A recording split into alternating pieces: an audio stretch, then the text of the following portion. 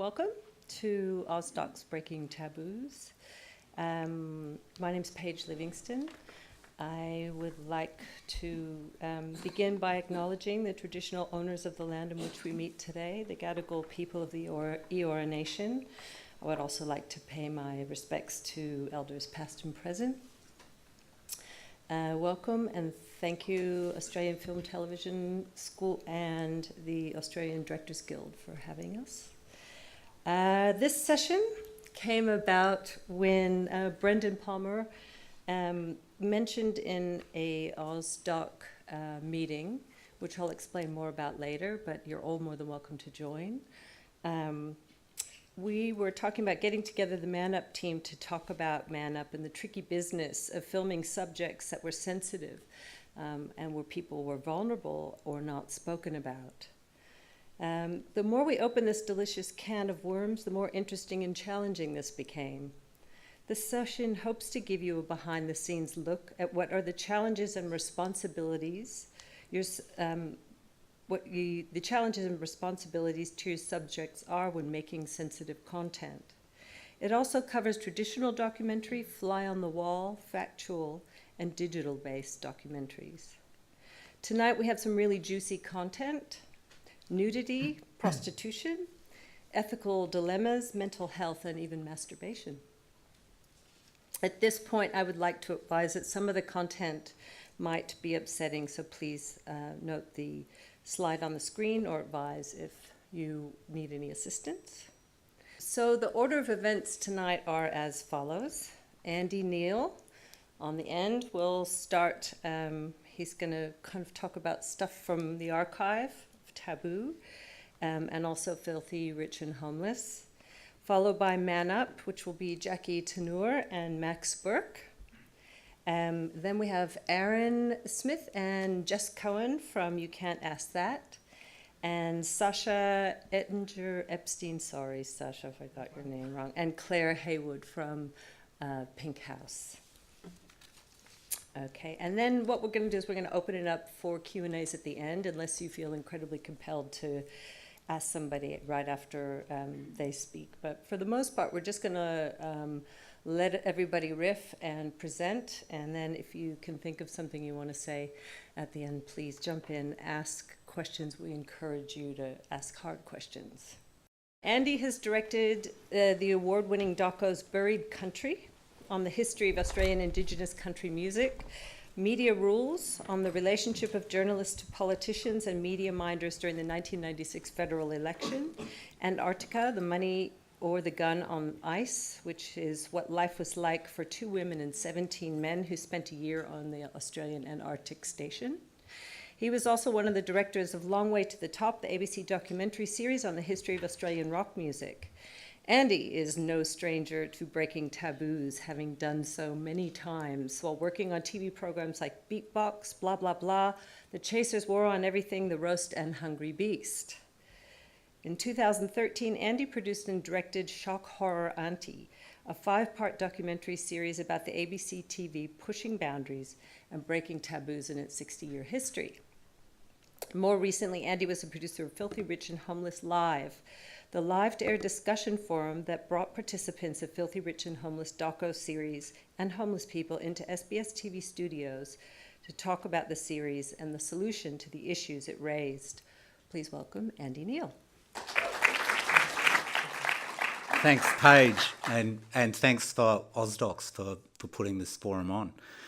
I guess when we're thinking about what's taboo and what's not, what's taboo to some people is not taboo to other people, and it's not taboo in some societies, it's not taboo in other societies, and even within a society, what's taboo changes over time.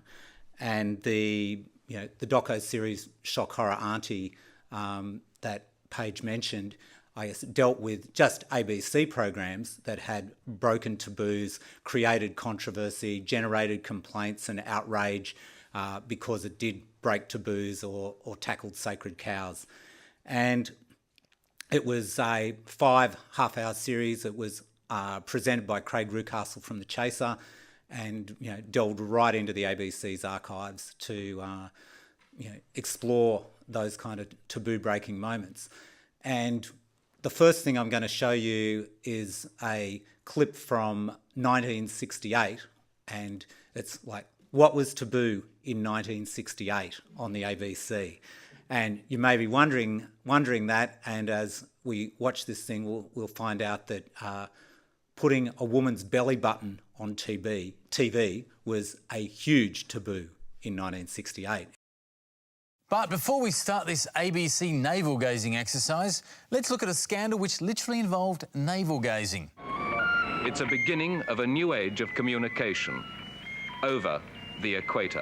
It was 1968 and the ABC had joined up with Japanese network NHK for the first ever joint live via satellite TV broadcast.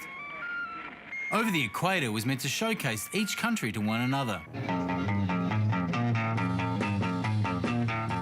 This was the swinging 60s. Miniskirts, bikinis, flower power, psychedelic music and dances were part of popular culture in Australia. I love it, it's cute. So when the ABC included this live band in the broadcast, it seemed only fitting that there'd be a bit of go-go dancing there too.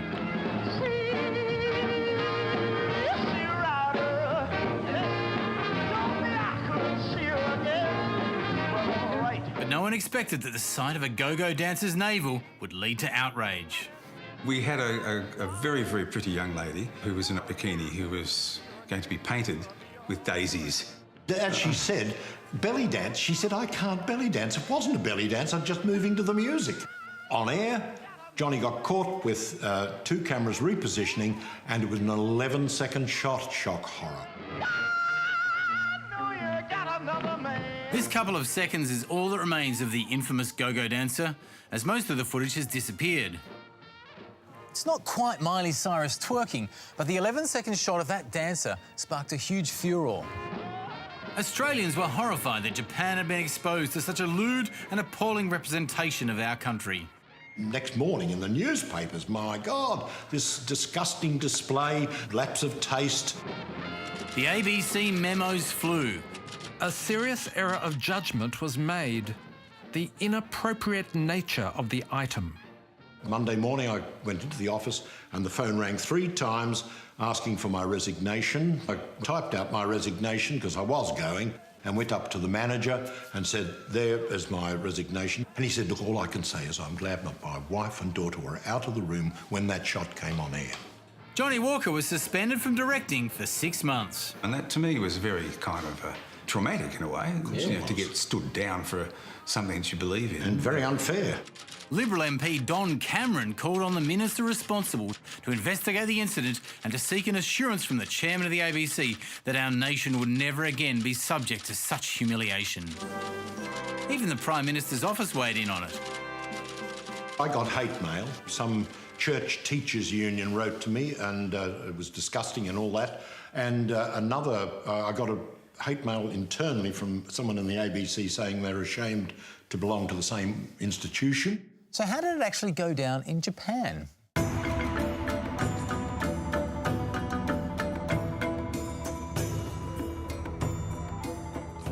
Students had picketed at the NHK studios in Tokyo, demanding to know why they didn't show real life like the Australians did. So the Japanese were outraged that they didn't have belly dancers, basically. Yes. Yes. I think they're upset that theirs wasn't as lively as ours. As we've seen, the children of Japan are full of energy at play or at study. Japanese viewers didn't seem to care. They were too busy complaining that the Japanese broadcast was too conservative. Overall, though, pretty dull television. Apart from Johnny's bit.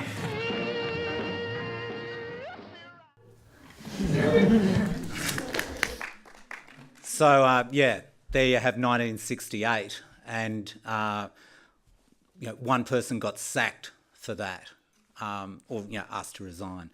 And I guess I chose that particular example out of heaps that I could have shown out as shock horror auntie because it was probably the most ridiculous thing to happen, particularly when you consider at the time in 1968. You go to any beach in Australia, you go to any swimming pool in any country town, and it was full of young women in bikinis, or older women in bikinis as well, exposing their belly buttons. But as far as the ABC was concerned, internally, that was horrendous. The phone actually started ringing like short before the broadcast had finished, with the managing director trying to get on to the producer of the show in the studio that was coming out of. And, you know, I guess while, you know, taboos traditionally, I guess, come from religious and government prohibitions and social inhibitions, and in this case also from broadcasters' guidelines as well, as far as what's a taboo. It's not necessarily a taboo with some of the audience, because certainly I'd imagine, as far as the young people of Australia of the time, that wasn't a taboo, but for the older audience, it was. And moving on to say, I haven't got a clip of it, but another couple of docos we covered on Shock Horror Auntie was the ABC had a fantastic social issue documentary show called Checkerboard in the early 70s. And it, again, created a huge outrage when it broadcast a doco on a male gay couple living in Sydney and just portrayed them as ordinary people having in a sympathetic light, which, you know, again, copped outrage from the kind of people you can imagine it would cop outrage from at the time. 4 years after that, Belly Button won in 1968, Checkerboard also screened a documentary of a nudist colony, which didn't have any close-ups. It only had wide shots, which included belly buttons. But at least the ABC screened it and decided to screen it. And that got a whole raft of complaints as well. And it was something that I think the very brave producers and production team on Checkerboard, who were continually breaking taboos and dealing with the internal coming down on them from ABC management after it went down. But at least the ABC at the time still put those to air. If we fast forward a few years to then 1985, and I worked on a show called Beatbox back then, which was it was kind of like the You Can't Ask That of its day. It was an hour of vox pops on social issues interspersed with an hour of music and mixed up dealing with a whole raft of different issues. And one of the examples I've got now of what broke a big taboo at the time is coming up now. If we could screen it, Alan, on Beatbox in 1985. Do you masturbate? Yes, come on, Charlie, yes. Right. I reckon a lot of people have. I think everyone has. Which received a barrage of complaints when it broadcast 15 minutes of vox pops on masturbation in a children's time slot on Saturday afternoon. It's great. It's a bit messy. I think it's much more enjoyable to masturbate than to bring home somebody from a club that you can't see properly in and find out in the morning that you don't even know their names. For women, I think it's important to know that they're a sexual person without having to have a guy around. Did you tell your parents about it? Oh, what, are you kidding? Hi, Mum, I just beat off, Mum, you know. See, kids, if you masturbate, you'll grow a mullet. Or worse, become Angry Anderson. And then a few years later, the body's telling me, hey, this is an erection here. You know what I mean? Yeah. And I was going, yeah, I really dig it, you know. It's, you know, I think I've masturbated every day of my life since. I mean, it was a wondrous occasion for me to find out that, you know, that took place, you know. It's a great shock to the woman you live with, and she opens the toilet door. She goes, what the fuck are you doing? Don't you get enough? Like, it doesn't seem like much now, but at the time, that was really taboo breaking, and there was, you know, again, big media complaint about how terrible and corrupting of the youth this show Beatbox was at the time. But like dealing with, you know, what is an important social issue if you're not having heaps of kids, you know, feeling guilty and ashamed of what's a totally natural thing to do. And I guess, you know, masturbation and belly buttons aside, these days sex and nudity is common on TV and in documentaries, you know, Louis Theroux documentaries, all the UK tabloid documentaries like, British parents bust their kids having sex at Ibiza that you can see on ABC2, and not to mention all the other ones that you can see on SBS or Viceland that are just full of sex and nudity. So it's no issue these days.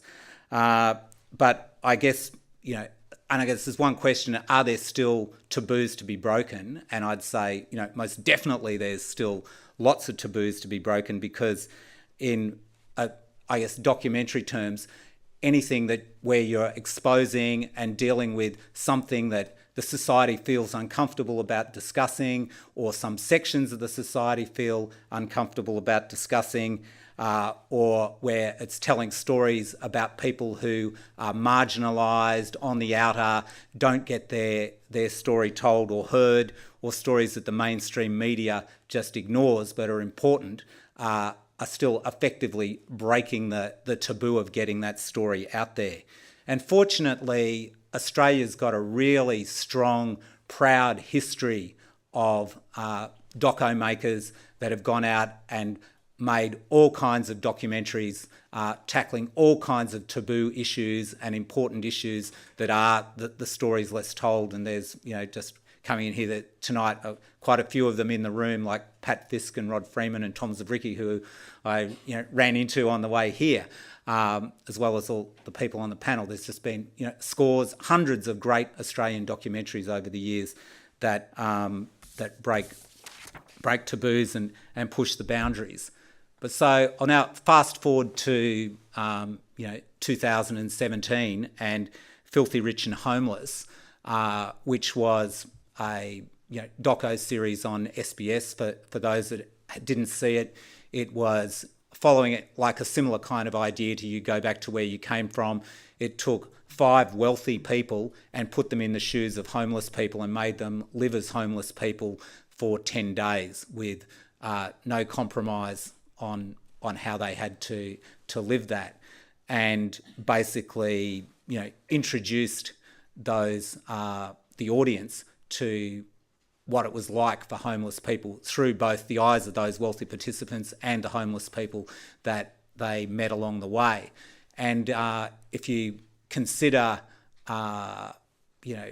documentary as being about addressing those elephants in the room that our society doesn't want to address, then I think Filthy Rich and Homeless, certainly with tackling homelessness, which actually also embodies mental health, it embodies domestic violence, it embodies drug addiction, and a whole range of other social issues that are wound up in it, like poverty and inequality in our society, that are just totally entwined and embedded in what homelessness is.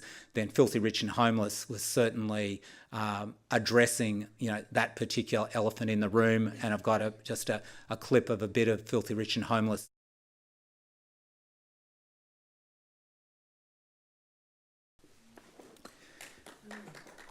And I think all of the participants, like the 5 wealthy people on Filthy Rich and Homeless, had similar experiences where the range of homeless people they met, they actually really got to understand, and it changed their views of what it was like to be homeless and what homeless people go through. So, and I didn't actually work on the Filthy Rich and Homeless doco series. I worked on the live discussion afterwards, but I think Blackfella Films, who made Filthy Rich and Homeless, did a fantastic job there of telling that story and getting people to actually understand homeless people's stories. And certainly from the response that came afterwards on SBS, and the continual response just still happening weeks afterwards, that after it went to air, it got through to a large number of people, and the whole series rated really well. The live show won its slot on SBS, and so there was a big actual interest in it from the audience in Australia. And I guess Paige had said at the intro she was keen on talking about, I guess, the ethics and responsibilities you've got as filmmakers for doing something like this, where you're dealing with the vulnerabilities of people, both from the wealthy participants and the very vulnerable homeless people that were out there. And I know that the team on Filthy Rich and Homeless spent an enormous amount of time concerned about those ethical dilemmas and making sure they had a full duty of care to the homeless people that they selected to be in there, and the way in which they looked after the participants who were on the show. And I guess part of why there ended up being a live show afterwards was because the series having highlighted the issues there. Both SBS and Blackfella Films were really concerned that there should also be an ongoing discussion of the issues the documentary had raised, also that there would be an interest in the audience as to what had actually happened to the participants, because the live show, and when the series went to air, was 9 months after the 10 days it was shot down in Melbourne. And similarly, just even with choosing who we had in the audience on the live show, there was a lot of consideration because we wanted it to have not only the wealthy participants, but some mix of homeless people like Adam, who were on the show, and also other homeless people, as to ones who could actually cope with coming up and potentially being put through the rigours of being in the TV studio, because with homeless people, some of them can be great one day, and because so many of them have mental health problems, they can be terrible the next day, and their circumstances change all the time. So it was something that we, all paid a lot of attention to try to get the balance right with telling the story, but making sure, of that duty of care to vulnerable people. And so I'll play you a little bit of the live show now, where we actually brought Adam up there, so as an example of somebody we could go back to and see what had happened to him 9 months on.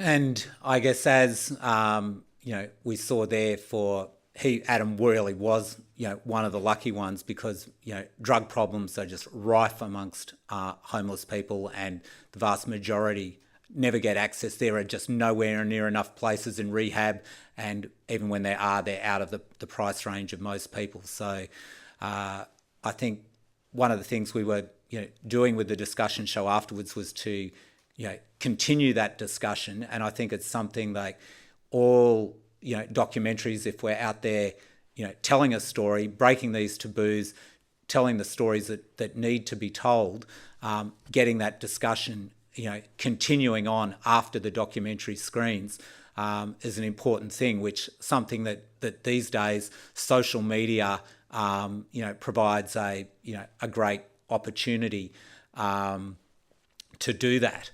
And I think it's something whenever you're making a documentary these days, thinking about how you're going to deal with the social media beforehand, during and afterwards is a really important thing to consider, not just for the discussion after the documentary, but also it's as an opportunity to put out extra material that you couldn't fit in the doco. As we all know, from everybody who's made a doco knows, you shoot this much and you shoot that much, and there's still probably that much that was fantastic you could have put in, but you don't have room.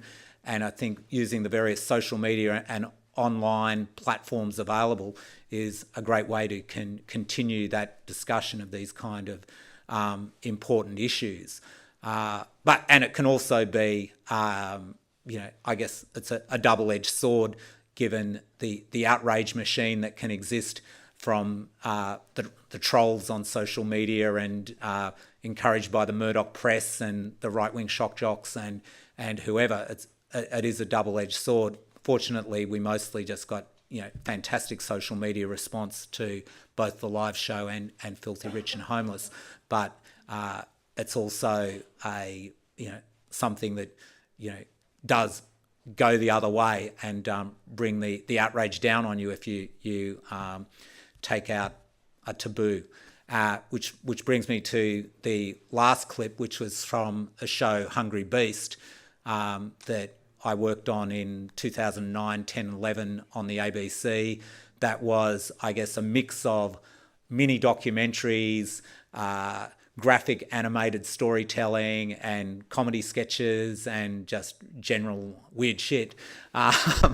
And of which, I guess, the producers of You Can't Ask That, the creative core of You Can't Ask That all came from Hungry Beast and went on to do that. And you'll be hearing from them shortly. And Hungry Beast certainly was, in the time of social media, which we made a lot of use of, but it also, this particular little segment I'm going to show you from Hungry Beast, again, taken from cut down version of it, taken from Shock Horror Auntie. The original one was 7 minutes long. It'll just be a minute or so of it here. It got, nowhere near as much outrage as the belly button at the beginning at the time, but it still copped it on social media from the trolls, and as well as some of the the more conservative press. If we could screen this little clip of Hungry Beast, thanks, Alan. We started this show by showing you the outrage at a few seconds of a woman's belly button. So let's end by showing you how far community standards and our tolerance for nudity have changed. 4 decades later, the ABC was no longer concerned about exposed belly buttons and even allowed the broadcast of a lot of close-ups of vaginas. If you're offended by the sight of vaginas, please turn to ABC2 now. Don't turn to SBS. Each of these men have jobs which require them to trim the labia minora, that's the inner lips, of vaginas. Hungry Beast Kirsten Drysdale did a story on the rise of labiaplasty and showed how Australia's classification laws were distorting perceptions of what a normal vagina looks like. The story couldn't have been done without these images, so after much consideration of the potential impact on the audience, they were approved for broadcast by the ABC. And yes, somebody from ABC management did write that bit about how much consideration was given. It's the same as saying, what does a normal face look like, or what does a normal nose look like? They all look normal. They all look like a vagina. That's right, folks. Not all punanis look like this. It did cause a bit of a stir on social media and in the mainstream press, but not nearly as much as that belly button jiggling around in the 1960s. And while, it didn't get as many complaints as the belly button did, but it still did create quite a problem for the ABC after it went to air, dealing with the complaints process that comes afterwards, because the ABC takes that stuff very seriously, and when they get serious complainants who keep hammering them over stuff, it takes up a lot of time and effort and energy from the broadcaster to actually deal with that and write back and do all of the sorting out that goes with it afterwards. And 3 years later, when I broadcast that segment on the Shock Horror Auntie show, the original cut that I had of that still had a few more shots of vaginas and a bit more of the story in it. But the ABC still made me cut the number of vaginas that were going to air out. So even though it was a cut down version, and it had already been to air 3 years ago, they were still concerned about the complaints that they might have got just even from that little bit, which I guess brings me to towards the end of what I've got to say, except for, are there still taboos to be broken? Most definitely yes. There's so many social issues that our society isn't addressing, whether it's homelessness, whether it's the other issues that we're going to hear about from our other presentations tonight. So many to address, and so many different ways to do that now, whether it's in online documentary or traditional long-form documentaries, short-form documentaries. And I encourage everybody to get out there and keep pushing the boundaries, keep breaking the taboos.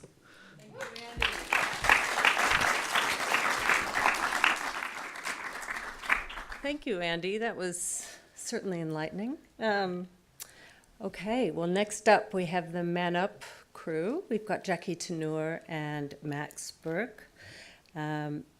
A rocket science dropout, Max Bourke is a writer, director, and cinematographer who is interested in big questions and entertaining answers.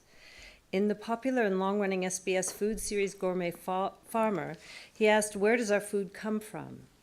In the science one-off, I Can Change Your Mind About Climate, Max took on cultural cognition behind strong political views, while in $10 a litre, he explored Australia's energy future. The refugee debate took him to the front lines of the Syrian war, to the third season of Go Back Where You Came From.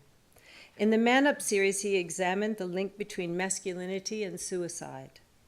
Max's main documentary specialties are science, social issues, and Middle Eastern culture and politics. Jackie? Hi, Jackie. Jackie Turnure is a triple Emmy award-winning producer with over 15 years' experience in producing digital content and social marketing for film studios, television networks, and production companies in the US and Australia. Jackie is currently the impact producer and digital strategist for the feature film Muslim comedy Ali's Wedding, screening in cinemas in August. An impact producer on Ghost Hunter, a feature-length documentary supported by Good Pitch, releasing in 2018. And Jackie was a digital strategist and Ep3 producer for Man Up, which we will be discussing now. Max and Jackie.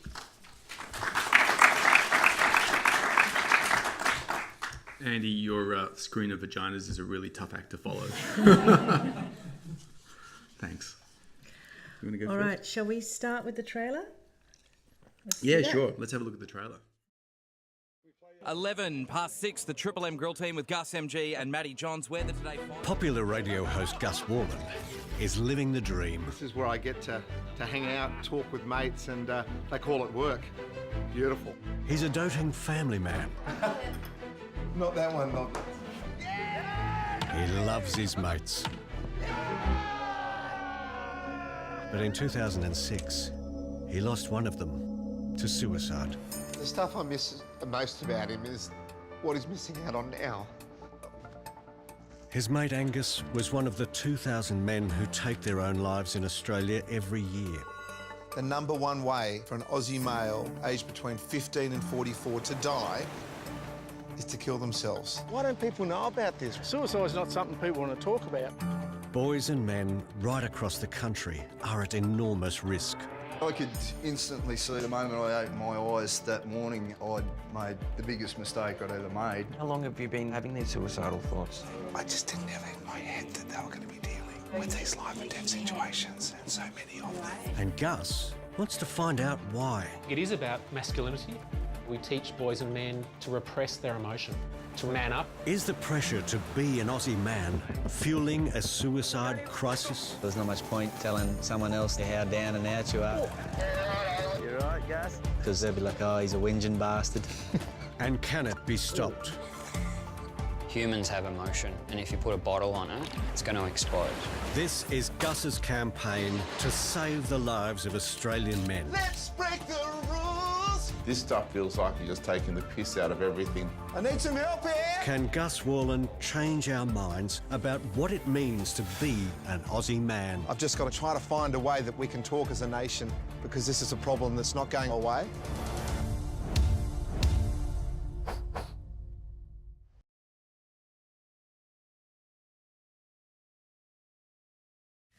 From vaginas to testicles in one swoop. All right. I thought we had the blurred version. Okay. No blurring here, where it's all about breaking taboos. I just thought it'd be useful to give you a little bit of backstory on how this came about. I think that the 2-minute opener gives you a pretty good sense of what the show is. It's a 3 by 1 hour. It was on the ABC last year. This project came to us from a kind of a bit of a different route. Dr. Jane Purkis is probably Australia's leading professor at the University of Melbourne. She's been working in suicide prevention for 20 years. And she had been conducting a massive study called 10 to Men, looking at 13,000 men from age 10 up over a period of years. And she'd noticed that there was a link between masculinity, notions of masculinity, and suicidal thinking.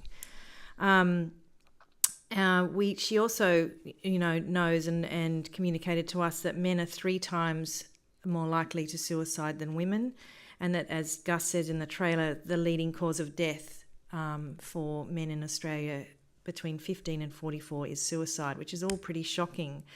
So Jane was interested in looking at doing further research and conducting some kind of innovative study on what is this link and why are men more likely to suicide and how is masculinity part of that. Through 10 to Men, that self-reliance stood out as a massive factor. That even when you control for risk factors like depression, these are kind of notions of masculinity, stoicism, resilience, self-reliance, all reduce the likelihood of men seeking help. These things all might sound obvious to us sitting here, but these are things that, nobody's really talked about. And she wanted to do something different. She wanted to create a randomised controlled trial and look at could she create a piece of media that explored this research that could both investigate but also affect change in attitude and help-seeking behaviour. So she was interested in creating a documentary and then showing it to 400 men divided in two groups, half of which watched the documentary and the other half watched a brain science documentary, so the control part, and then interviewing them before, after, and then a month later. So Jane is an incredible doctor and works in psychology and epidemiology, but what she doesn't do is make television. So she needed to find somebody who does, and she found our beloved EP, Jen Cummins, who's been making social impact television for a while, done a really good job at it, and is sitting here in the audience, and because I get to talk about her while she's sitting in front of me. She said, I do, science, you do really good telly, let's get together. And guess what? Movember is looking for innovative research projects around men's health, and they want to fund a number of projects, and we were lucky enough to get funded. So we were a fully funded project. So we had our funding, we had our research, we had our television EP, and we just needed a broadcaster, at which point Jen shopped it around, talked to a number of people, and it found its home at the ABC, which was great, and they were incredibly supportive all the way through. So from that moment, we just needed to assemble our team. Enter Max. Hi. Where to begin? We're here to talk about taboos, actually, and Andy brought up that sort of uncomfortable feel. I was just thinking while you were talking that there is that uncomfortable feeling. I don't know if everyone gets this, but I do. When you sort of walk past someone homeless on the street, and I'm working at the ABC at the moment. There's a little bit of a camp just on the main road there, and it got me thinking about shame and guilt. I was trying to, why is it that it's really hard you want to avoid those interactions often, and I guess, for me at least, it's probably about shame and guilt. And I was thinking about all the other taboos that we're confronting here. And of course, there's a lot of, historical and cultural baggage and sometimes legal baggage that brings taboos around. But when we sort of carry it internally, I think it's often through that shame and guilt. And that's the same with what we were looking at here. And of course, there are two taboos that we're dealing with in Man Up. The first one, the obvious one, is suicide. People don't like talking about suicide. And I think one of the other programs is going to talk about that issue as well tonight. But the other one was masculinity itself, which may not immediately sound like a taboo, but challenging masculinity, especially for men, is a huge taboo, and probably bigger than I might have realised before I took on the project, and probably bigger than Jen or Jackie realised as well. And I guess that's because it's not just a social issue. It's who we are. It's our very identity, and particularly for the men that we were trying to target, and what Jane, but also people at Black Dog had identified was that there are lots of ways to reduce suicide numbers, and Black Dog's got, I think it's a 9-point plan, but 8 of those points require government policy and funding. One of them is about culture, and it's about dealing with this stoic masculinity. And we can do that by changing culture, by producing culture, which is what as television makers we do. So the question was, so how do we produce a piece of culture that does that, and how do we reach the audience that we need to, which is not it might not be us in this room here. There are lots of people, lots of men on the fringes of modern masculinity who are, probably sort of part of changing culture around masculinity already. So, if you're sort of the latte sipping, cravat wearing type of man, or, gay, trans, anyone that's already pushing the boundaries of masculinity, this isn't targeted at you. We're looking for that low-hanging fruit in the very center of masculinity that can have can both be changed and have that change have health benefits for them, but are also then changing all of masculinity in Australia. Probably only a really small amount, but we'll do our bit, and then someone else will do something, and it'll keep on rolling, we hope. But there's the challenge, which is, how do you reach these people? How do you reach people that are inherently closed and stoic and... Yeah, I'm trying to remember how I described it to you the other day, but, it's sort of, it's the audience that, I guess, if you run a series of interviews with gender studies professors, they're not going to tune in. And if they did, they're going to change the channel pretty quickly. Well, they're invested in not changing. They're really invested in not changing. And it's probably, you're probably thinking of, a suburban bogan, but it's not really fair, actually. I think all of us are. And one of the things that I had to go through making this was think about myself and think about my own investment in masculinity. Think about when I go shopping for a piece of clothing, am I carefully deciding whether it's too girly? If I show up at the office, will people think differently about me when I do that? So it pervades us very deeply from childhood till death. And it affects women as well, and how women think about the men in their lives. That was the challenge that we started with. And I guess the answers were two things, really. I mean, thousands of things, but two big things. One was the tone of the program, and the second was the casting of the program. And the first big question was the presenter. And I wasn't working on the project when it was being cast. I was working with Jen on a different project in an office of, about 6 women and me. And so I got sort of roped in, detoured from what I was working on to come and sort of talk about masculinity, talk about being a guy. And actually, you stopped doing what you were supposed to be doing. You're more interested in this. Well, that's true. I did. Yeah. Okay. You're right. That's why Jen's not on the panel. Yeah, that's right. Yeah, quiet in the back, please. And at the time, there was a really long list of potential hosts. I don't think all of them had been approached. So if they're in the room, they might be hearing this for the first time. But you've seen the trailer. You've seen, very briefly, Gus Worland. I'm going to run through the list, and I want you to all think and let me know if any of these would have been better hosts for the show.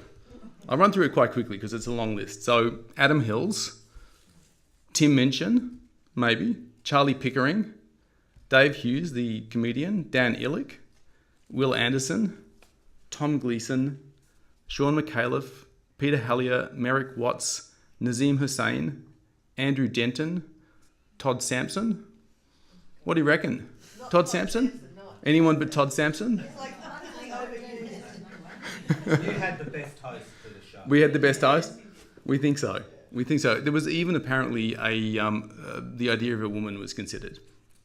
And actually today I just, I think it was on Facebook, Clementine Ford, well-known feminist, who now has a baby boy, is writing about male intimacy and about why it is that men can't platonically touch other men in particular, but their own children even have trouble with it.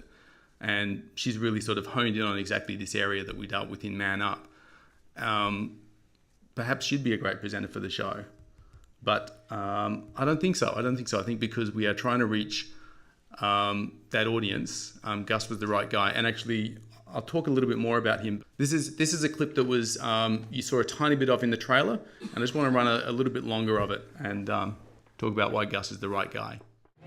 It's a simple fact that we've known each other for so long, 40 odd years. We love each other, we're like brothers. And really feel like you've got something on your mind and you need to get it out. You've got 3 mates that love you, but also going to tell you the truth. Oh, yeah. You in the box too. Did you just kiss that ball that's been in the cow shit? Yeah, I did. Yeah. Don't try this at home, kids. Okay, so that was great fun.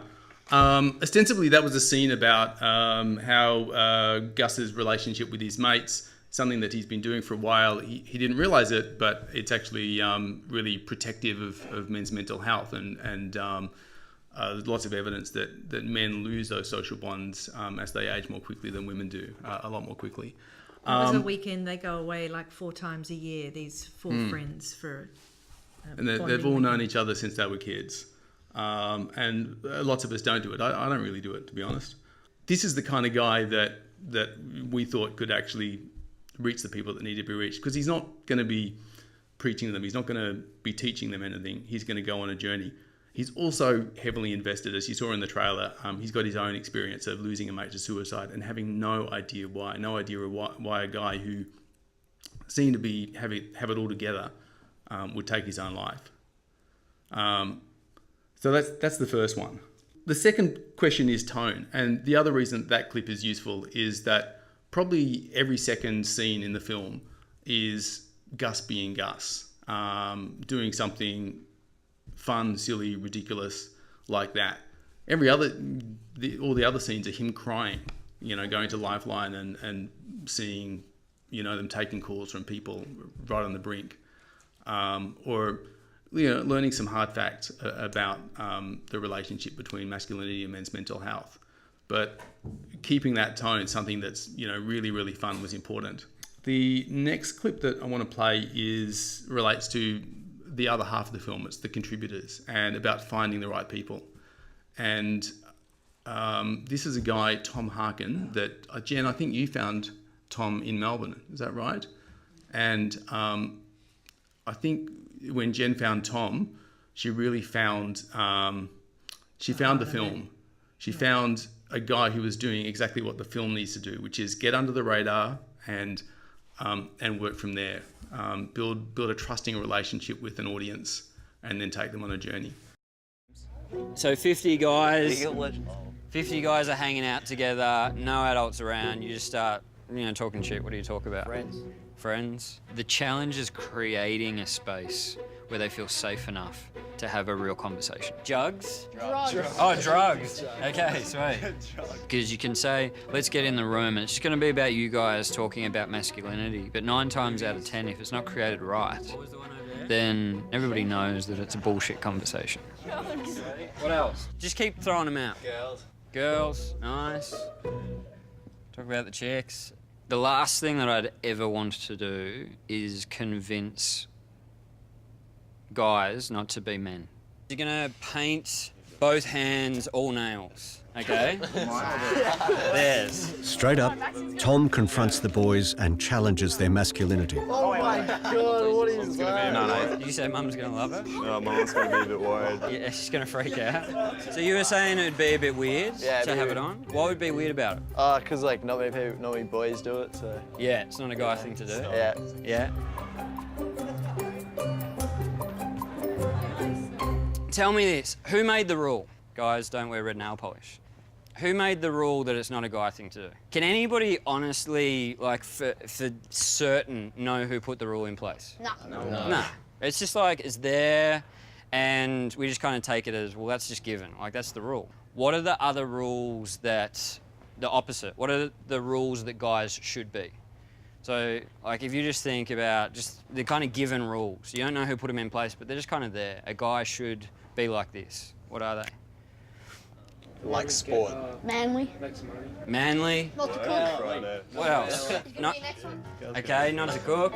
Oh, that was They can cook bacon and eggs. All right. Other things that guys just should do. Don't shave your legs. Have heaps of muscles. Be strong. Contact sports, yeah. Popular, fearless. Don't watch rom-com. Don't be all Don't get caught out crying and stuff. Did somebody say no emotions? No emotions. I can tell you that this list is the same at pretty much any school that I go to. It's not much different. Probably the only thing that's not up there is porn. Porn. Yeah, I said that before. Yeah. Oh, you said it. I missed it. Now, this was actually a 3-hour workshop, And it did cross my mind that we could have just got rid of every other scene and ran the 3 hours as the 3 episodes of the program. Let's just go straight into the second one. I think we're a little bit low on time. Them to us, and we were living them out, holding our mates to them, as you were saying. Like, you keep it going by saying the rules all the time, and everybody knows, right, that's the rule, and you stick with it. So I want to give you one last experience. I just want you to grab a seat on the ground. It's called a sensory. Basically what it is, it's a movie through your mind. So Tom wants the boys to imagine receiving some tragic news from a close male in their life. you hear that familiar sound of the bell go, and suddenly everybody piles out. You can hear people yelling out at their mate. Then you get a text message. Your phone, the male that you're closest to, that you care the most about, kind of says, what are you up to this afternoon? Catch up. I want to meet in a park. They say something. They say, I don't want you to get upset about they've been given a couple of months, but they tell you that they're going to fight this. You're kind of almost in shock. There's some emotion in the room. There always is with these things. I couldn't imagine what it might be like to lose the person that I think of. You think about the person that matters most to you, it's going to bring some emotion. It's normal. In a minute, you're going to get an opportunity to step to the line one more time. You're going to get the opportunity to step away from that list and do something that that list says is not manly, when in actual fact it is incredibly courageous to be able to stand up here with emotion and talk about somebody that you care so deeply about, and what you would say to them is the first. And the second is you're going to finish it with what kind of man you want to be. You know, if you could write the script on that, what kind of man would you be? So, other than that, we're going to hold silence until somebody breaks it and decides to jump up there. Everybody in this is going to have nerves running through their stomach, and your heart's going to be racing. So the floor is open. Who wants to step up? What's going through your head? Just my dad. Yeah. He's having a bit of trouble. Yeah. He's a bit sick. Yeah. What's going on for I him? don't know, we think he might have bowel cancer or something. Yeah. It's just hard. Yeah. Just all the tests and stuff. Yeah. Do your parents talk to you a bit about it? Not really. Try and not talk about it at home. Yeah.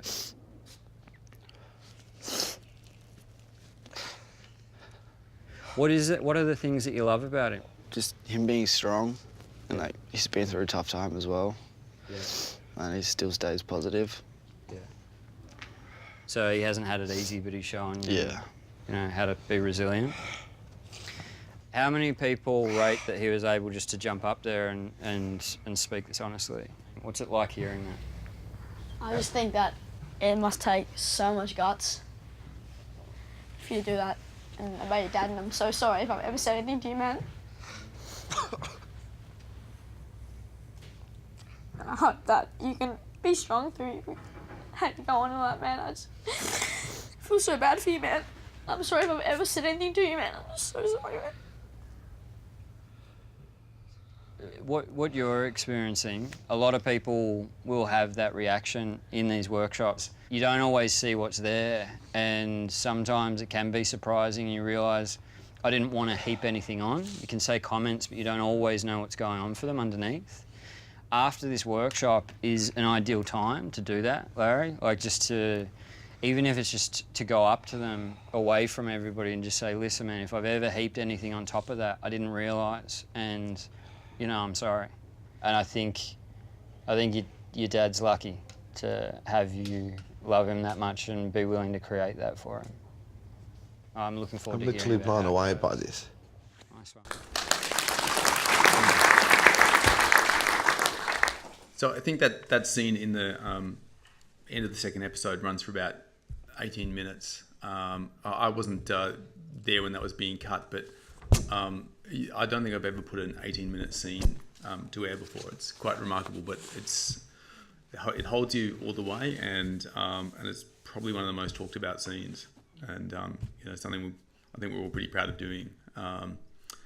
And I guess, that's that Tom Harkin dealing with boys at that brink of that stage of their lives where they're really figuring out what masculinity means to them and what kind of rules they're going to follow into adulthood, is sort of coming in at that really critical juncture. And that's, in essence, what we're trying to do with our audience. I don't think we'll ever do it as well as Tom does it, but we gave it a shot. And I'd love to talk more during question time, but I might hand over to Jackie about the campaign. Sure. So, we talked to a number of masculinity experts throughout the process, including Steve Bidoff, who wrote the book Raising Boys, and Dr. Michael Flood, who's written a lot about masculinity. But I think Tom really demonstrated what we knew kind of from the research, was that that masculinity is learned. There are innate qualities to being a man, but that a lot of the, like he said about who told us that painting your nails is wrong. And in a different culture, one culture it's fine for men to wear skirts, in another culture it isn't. So a lot of these things are societal. And I think for us as makers, this Tom Harkin workshop really kind of cracked open the whole show for us and made us really think about what could Guss do, what could we do, how could this have more of an impact than being really good television. We had, from the beginning, Movember had commissioned us to do a very robust digital campaign. So we were already doing that. We were already creating a very robust website. We'd taken all the research that we'd got in the making of the show and we put that up online. We'd commissioned 8 articles around the themes and the research around social connectedness, social perfectionism, isolation, resilience, self-reliance, all of these different kind of themes of the show. We also had about 60 videos that were bespoke, as Andy said. We had all this fantastic content, scenes we couldn't include in the 3 hours we shot for 60 days. There were lots of great segments that we just couldn't include. So we had this very robust campaign with a very clear agenda that we wanted this film to create conversation. We wanted to broaden it beyond the TV audience, which ABC audience is not 25-year-old men, as we know. So we had Triple M on side, we had Movember on side, we had this kind of coalition of fantastic organisations and all of their audiences and all of their social followings, from Beyond Blue to Are You OK to Black Dog to rural networks. It was, we had a vast ecosystem that we were plugging into, but that was sitting around the show. And what happened, I think, after Tom Harkin was that we realised, and I think something that you might not know is Guss's son is in that workshop. Guss's son had just turned 15. Guss's son is in that 15 to 44-year-old, risk factor. So that became another personal reason for Guss to be highly motivated to try and make change. So what happened was that we had this campaign, which I was producing alongside the TV producers, and we realised, and kind of organically, that getting in our way quite a lot of the time. Yes, I was in your way. Recall. Yes, in a good way. In a good way. And we said, you know what, Guss is one guy. This is one show. How can we kind of create champions, and how can we affect change?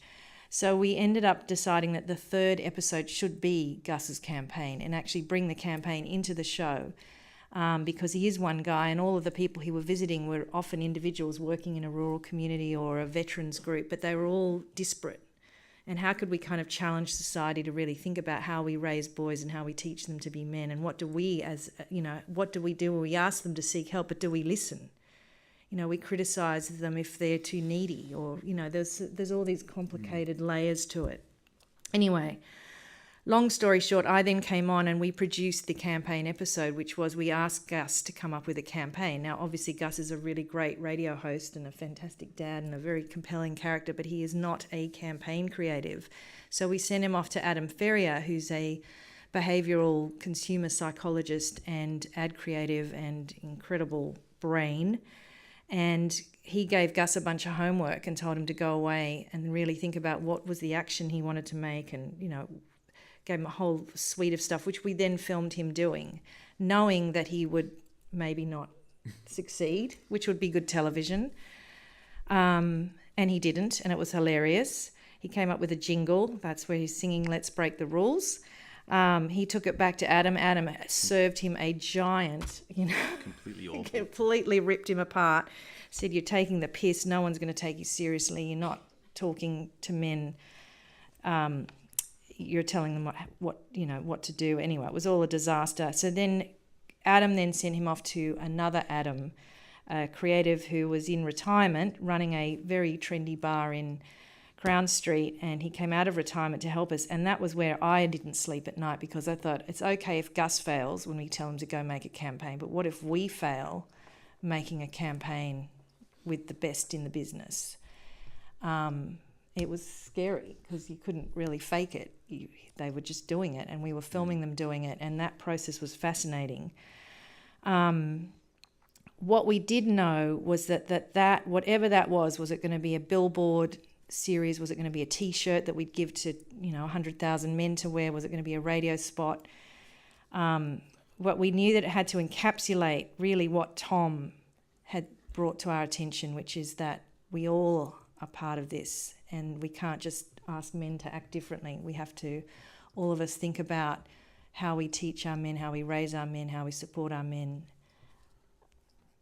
I was just going to jump in and actually say that there were I don't know if you remember, Jen, but like 10 different ideas for the at one stage we were going to try to take over some time at the AFL Grand Final. Yeah. No. Yeah. Lots of ideas. Anyway, where we ended up was, I think you'll see why we've chosen to show you the Tom Harkin, because I think it speaks very much to where we landed. We decided on a 60-second spot, and I'll tell you after you've seen it what happened next. Before we can talk, we cry. It's how we survive. So why do we tell boys to stop crying? To harden up? To grow a pair? Well, fuck that. If you feel down, speak up. Because silence can kill. It takes guts to show pain. It takes a man to feel. It takes balls to cry.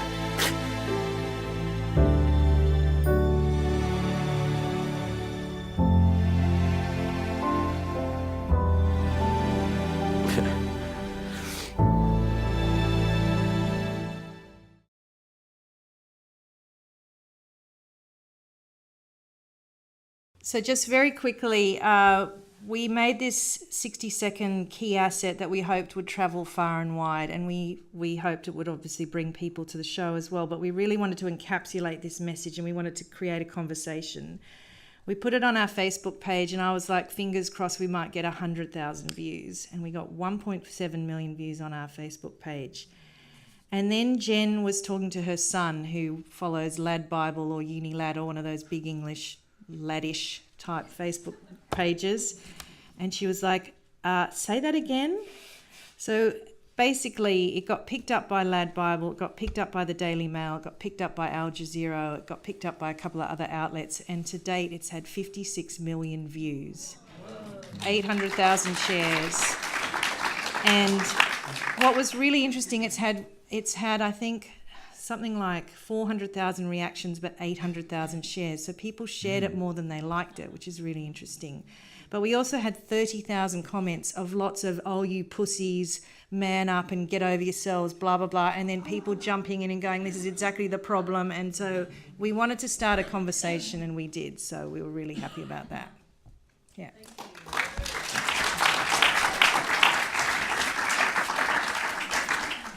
Sorry, we're running very long. Does everyone want to stand up really quickly and move around before we go on to the next one? Okay, thank you, that was amazing, and really beautiful, tender work too. We are going to talk about You Can't Ask That now. Jess Cohen is an Australian television, commercial documentary, short film and music video producer. She recently returned to Sydney after 6 years in New York, where she established the boutique creative production company Coco Collective. Her early career began at Andrew Denton's production company, Enough Rope and Hungry Beast, and she most recently produced Plonk, Garoon, You Can't Ask That, and Stand and Deliver. Aaron Smith. Hi, Aaron. Hi, Jess. Aaron is a cinematographer and director. Aaron received his cinematography master's graduate at the Australian Film, Television and Radio School. With over 15 years industry experience, recently he shot Sarah Ferguson's groundbreaking documentary series Hitting Home, winner of Walkley Documentary Award and ACTA Award, and the primetime ABC Arts documentary Matilda and Me, Stop Laughing, This is Serious. His work also includes comedy entertainment, having shot 2 series of narrative comedy Plonk and directed The Chasers' Yes We Canberra, The Hamster's Wheel, and The Checkout, and numerous other productions for ABC, SBS, including Dumb, Drunk, Racist, and Head First. Aaron's work has been recognized with numerous ACS awards, and he directed the short Walkley Award-winning Trapped in Your Own Body for ABC's Hungry Beast. Aaron produced, directed, and shot both series of You Can't Ask That for ABC, a show which came out of Hungry Beast. I'm going to throw to Jess and Aaron. Thanks. I think we'll throw it straight to the trailer so you can get a sense of what the show's all about.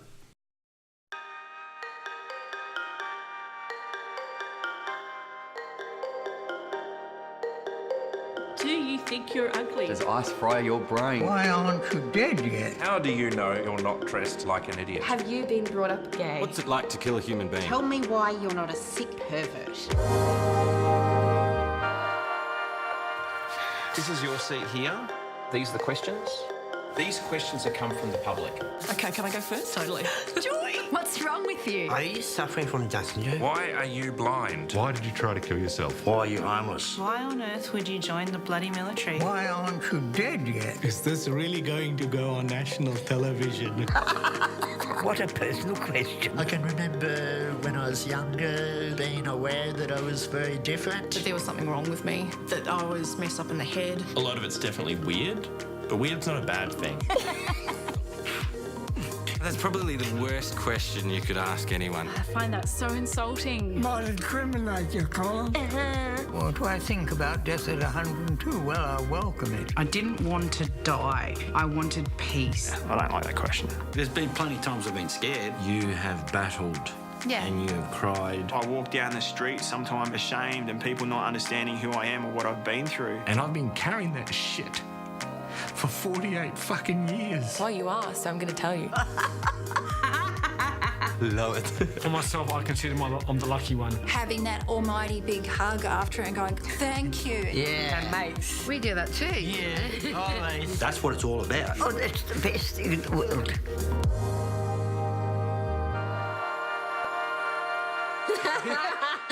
This is going to be awesome. So across 22 episodes in 2 series, we've interviewed 22 different marginalised and misunderstood groups of people. We'll go through the list because it's quite extensive. Some of them are taboo in themselves, others are quite acceptable subjects to explore, but the questions we ask them are quite taboo. So the episodes include short-statured people, wheelchair users, transgender people, Muslims, ex-prisoners, fat, Indigenous Australians, sex workers and terminally ill. That was our first series. Yeah, we've got polyamorous, blind, gambling addicts, people with Down syndrome, refugees, homeless, S&M enthusiasts, people with facial differences, recent World War veterans, ICE users, suicide attempt survivors, which we'll talk a bit more about shortly, children of same-sex parents and centenarians. So the show deliberately straddles a fine line. It's confronting, it's raw, it's at times voyeuristic, but we hope it's equally sincere, fragile, nuanced and surprising. The power of the show is in the hands of the people who agree to come on it. So we as filmmakers take a step back and it's all about them. So there's no host, there's no narrator, there's no journalist asking questions, it's not a debate, it's not a panel show, there's no overlay even. It's just people talking against a white background. And amazingly, it sustains half an hour of television. We feel we're able to tackle sort of interesting taboos in every episode and ask the questions that we do because everything else is so stripped back. So behind the bravado and the provocative questions that are sort of the thing that everyone talks about as the thing that defines the show.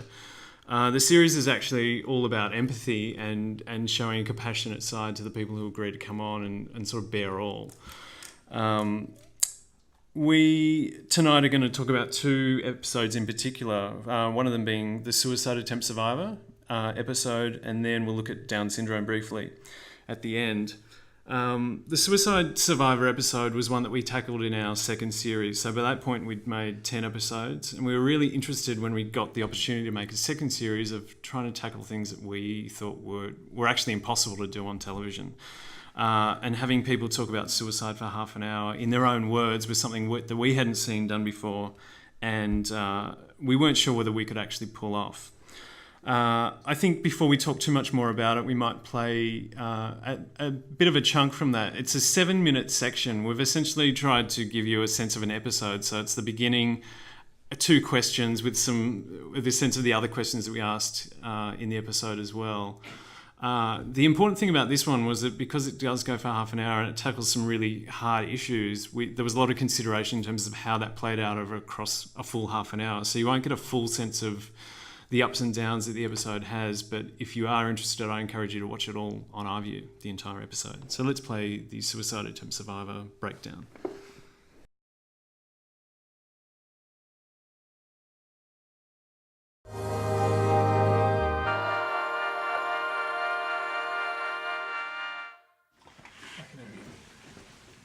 They look amazing.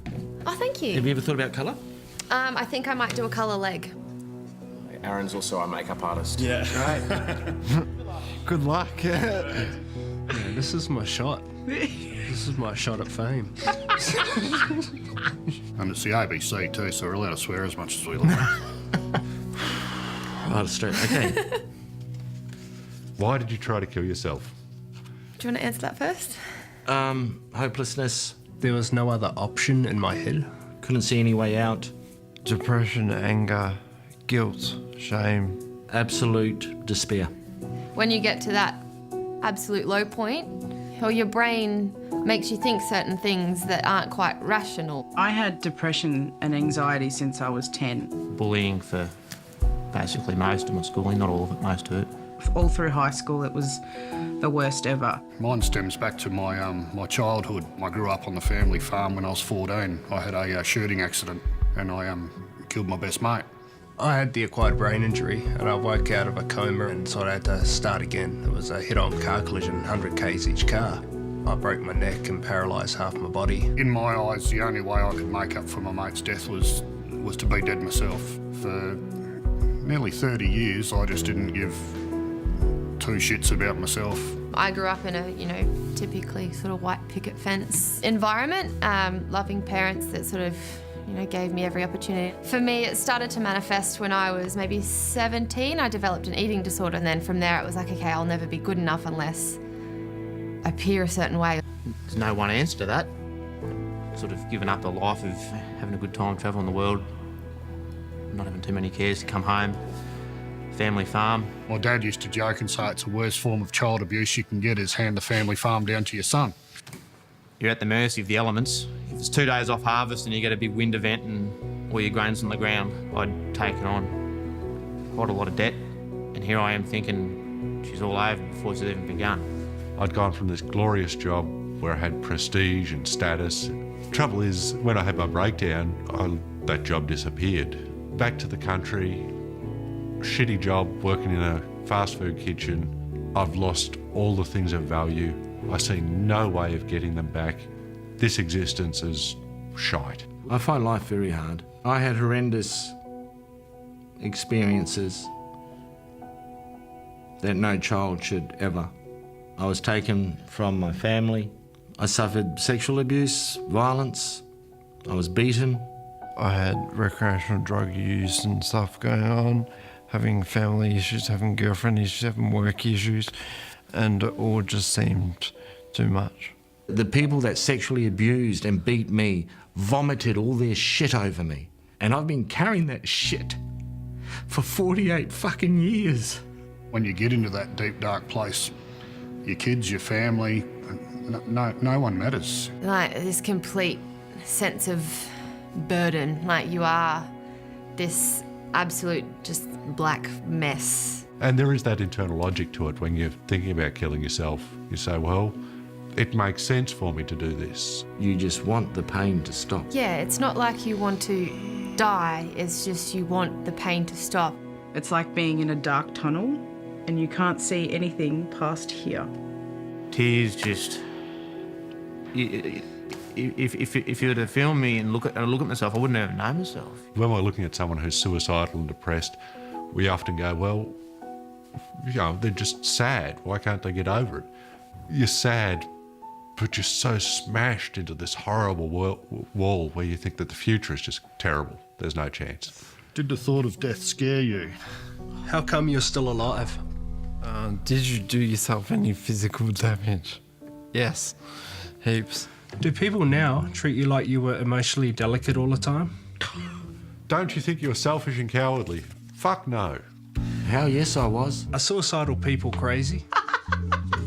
Were there signs you were going to kill yourself? And did you tell anyone? No. What do you wish you had known before you attempted suicide? Do you ever regret not dying? Hell no. Sometimes. No, I don't regret it. No. I do. Immediately after, I struggled to walk, talk, eat, all that sort of stuff, and I thought, shit, I would be better off dead. There's times when I do regret not dying, when I'm heading back down that path. Sometimes if something doesn't go my way, I may say a stupid comment. Be like, but no. But 99% of the time, bloody glad I'm here. Gee, wouldn't it have been easier if I didn't have to go through waking up every morning and dealing with this history or this cloud over my head or whatever?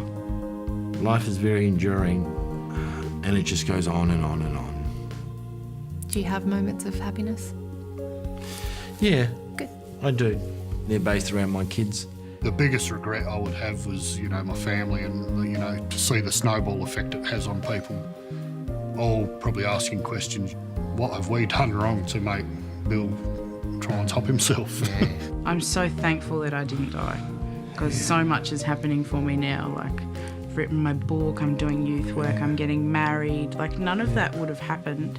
You know, the things that I've been able to do in the last few years since my attempts have been really fulfilling and have made my heart extremely full. I like being alive. Everything that I've been through has come to making me who I am today. I sort of feel like a total different person. I've grown, I've come out, I was like a caterpillar then and now I'm like a butterfly. I'm like a completely moth. different person. A moth.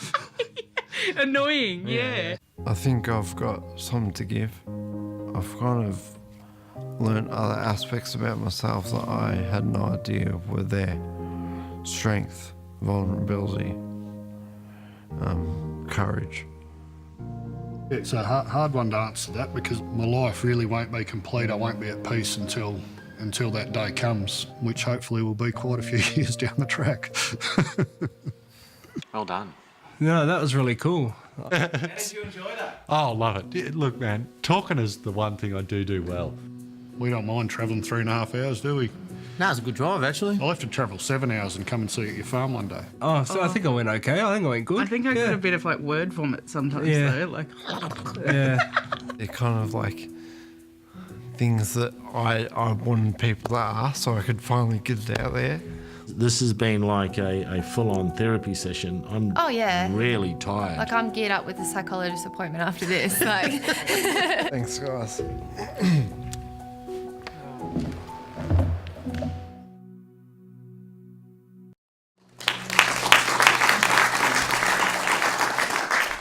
So for a show called You Can't Ask That, where we generally try and ask all the tough questions, what I think I learned most about this episode is that there are so many restrictions and rules around what you can talk about with suicide. So before we even began casting and considering this as an episode, we had lengthy meetings with ABC editorial policy just to figure out the restrictions and responsibilities the ABC have when representing suicide.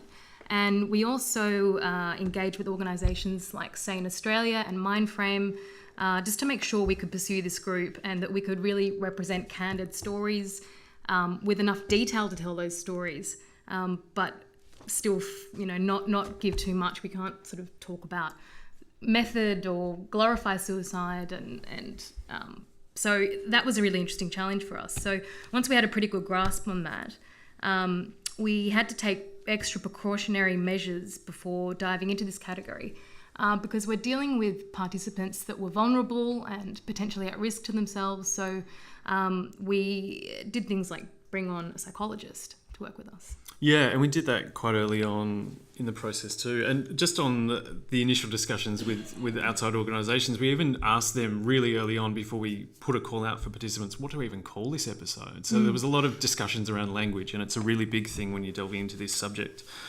The psychologist worked with us really closely throughout the whole production. So in terms of us researching, casting, and right through to the end until after broadcast. And they basically gave us tools for talking with people, working out what potential risky areas were to talk with people about, recognising some red flags. And they worked with our participants throughout the whole process as well. And that was a really beneficial way of knowing from a filmmaker's point of view that we were putting extra steps in. Everyone that we engaged to be involved in the production as participants within the show, we knew had a level of support that they were working with their own people, but this was sort of an extra barrier, I guess, that bridged them and us and their support workers as well. So in terms of questions, we start by putting a call out on the ABC for the public to submit anonymous questions that they might have always wanted to ask someone, but never felt able to. And particularly with a taboo subject like suicide, it's often the toughest questions you can't ask someone that's close to you. So we ended up receiving 357 questions from the public, which was by far the most. I think probably the next one was about 280. So it was a really hot topic, and that also convinced us that this was a really important subject to pursue. So as a team, we then collate all those questions and narrow them down to about 14. We have a big brainstorm, we put our questions in there as well, and then on the day we ask about 12 to 14 questions, so they can be culled down in the final piece, but under those 14 questions, Kirk, who's the series producer and interviewer on the day, he has a list of sub-questions to ask as well, just to bring out some of those anecdotes from different people. So all questions that we use are obviously politically incorrect. They're all provocative. They include judgment and stereotype, and that's all intentional because we want to elicit a response. We want them to be shocked, respond with a laugh because they're so ridiculous, but often some say that they were expecting it or had been asked that before. So I was describing our question process the other day to someone, and it's kind of like a normal show in reverse. We try and get the trolls before we make the show. True. Seriously, like throw us the worst things that you want to ask, and we'll put these to these people, and it kind of then just diffuses everything. And as a result, actually, social media at the back end of the show is overwhelmingly positive. It's actually really hard to find anything negative, particularly thrown towards the people who actually agree to come on and answer the questions wholeheartedly. Yeah. It's actually really funny. The two series that we've done, we've had other programs working in our small office, and so we've often have to say, just like before we get started, we apologise. You're going to think we're bigots and like racist because the conversations we have to think about. Okay, what are people wanting to know, and that's also coming in from the questions. But yes, it can be embarrassing. You sometimes want to keep your voice down. But moving on to casting and where we find people. So. Just for the broader series, you have to think really laterally, and there's no prescription or method or anything that you can follow for all of the categories. So sometimes it can come from word of mouth. You just talk about it with people. They might have a suggestion. News articles, podcasts, books, often organisations, community support groups. So you name it, we've sort of probably been there. We've even cast people off the street that we've sort of chatted to, and that's sometimes worked out. So we had an advantage in Series 2 compared to Series 1 because In series 1, there was no proof of concept, and we were cold calling people, and often they thought we were mad and didn't want to be part of it. But series 2, I think they could see that everyone was treated with dignity and respect, and the control laid with the participants themselves. So it was a bit easier to put a call out, and then we actually received some people who put themselves forward. So Hannah, the young girl, she actually responded online, and she was wonderful. She had a good sense of humour. She also worked with a youth support group. So generally everyone that we had on this episode, we wanted to make sure that they were in a place that they had spoken about it in a group, or were able to address their experience and weren't necessarily as vulnerable or at risk to themselves. So she recommended Ricky, who was also in the program, and he was great, had a very different experience. We spoke to mental health organisations such as Sane Australia, Suicide Prevention Australia, Mates in Construction, Men's Line, the list goes on, but then you narrow them down, and that's how we found a few people. Also, we had some experts in suicide and looking at suicide prevention, and that's sort of a few ways that we found people for this particular episode. But a point of difference for this one is that we just never cold called people, and they all came from recommendations. Yeah. So the shooting process for the show is really simple, although we do travel the entire country to make that show, even though we could probably just film it in one room. But we travel because we want a variety of voices. It's a really stripped back process. It's just me and Kirk Docker, who's the other producer of the show, in the room. I shoot, he asks the questions, and we just try and keep it as simple as that. So it's a really intimate, safe and personal experience for everyone involved. The editing of this particular episode was probably the longest and most detailed of any episode that we've done to date. And we knew that from the outset, so we always allowed extra time in it. We took the extra step of sending rough cuts to external organisations for expert feedback. And from there, we negotiated our way through that feedback with ABC Editorial Policies, who had our back the whole time. They really supported us and wanted us to do a good job. So it was through all of the feedback that we got, we sort of navigated our way through it. We didn't agree with all the feedback that we got, consulting with ABC Editorial Policies. They said, the outside organisations are going to have their things that they're going to be after. We've got ours. We're trying to make two different things here. So, with the ABC Editorial Policies guiding us, we were able to work out what parts of the external feedback were really crucial and what parts we sort of could navigate through. And it was weird because no organisation could... all the external feedback that we got was slightly inconsistent, including things about language and what can and can't be included. So it was actually quite confusing. It was a massive, detailed document that we worked our way through. Mm-hmm. We wouldn't normally share the final cut. No. And we did it with participants as well. So all of the participants saw the episode before it was complete and had the opportunity to ask for certain bits to be removed. And very little did get removed. They were actually quite positive with the whole thing. The reception was overwhelmingly positive, and a lot of the organisations that were cautious to begin with and had feedback about things that shouldn't be included actually came on board online and really endorsed the episode. So that gave us a great sense of accomplishment, that we'd done the right thing and that they could appreciate what we were trying to do. I think it comes down to the format and the style of the show that actually let us tell the stories that we were able to tell and give the amount of detail that we were able to tell, because essentially we were relying entirely on first-hand lived experiences. Because we didn't have other people speaking on behalf of these people, we were able to actually let them say more than probably what could have been done in any other form of television show, whether it be news and current affairs or other documentary forms. And I think we'll talk about another episode now, something a little lighter. Slightly different tone. But this one's going to end on a lighter note and probably talks about one of the biggest taboos of all, which is sex. Okay. Oh wow, this is a really good one actually. Are you suffering from Down syndrome? Oh, wow. Can you look after yourself? I love this one. Have you ever been drunk? Have you ever been drunk?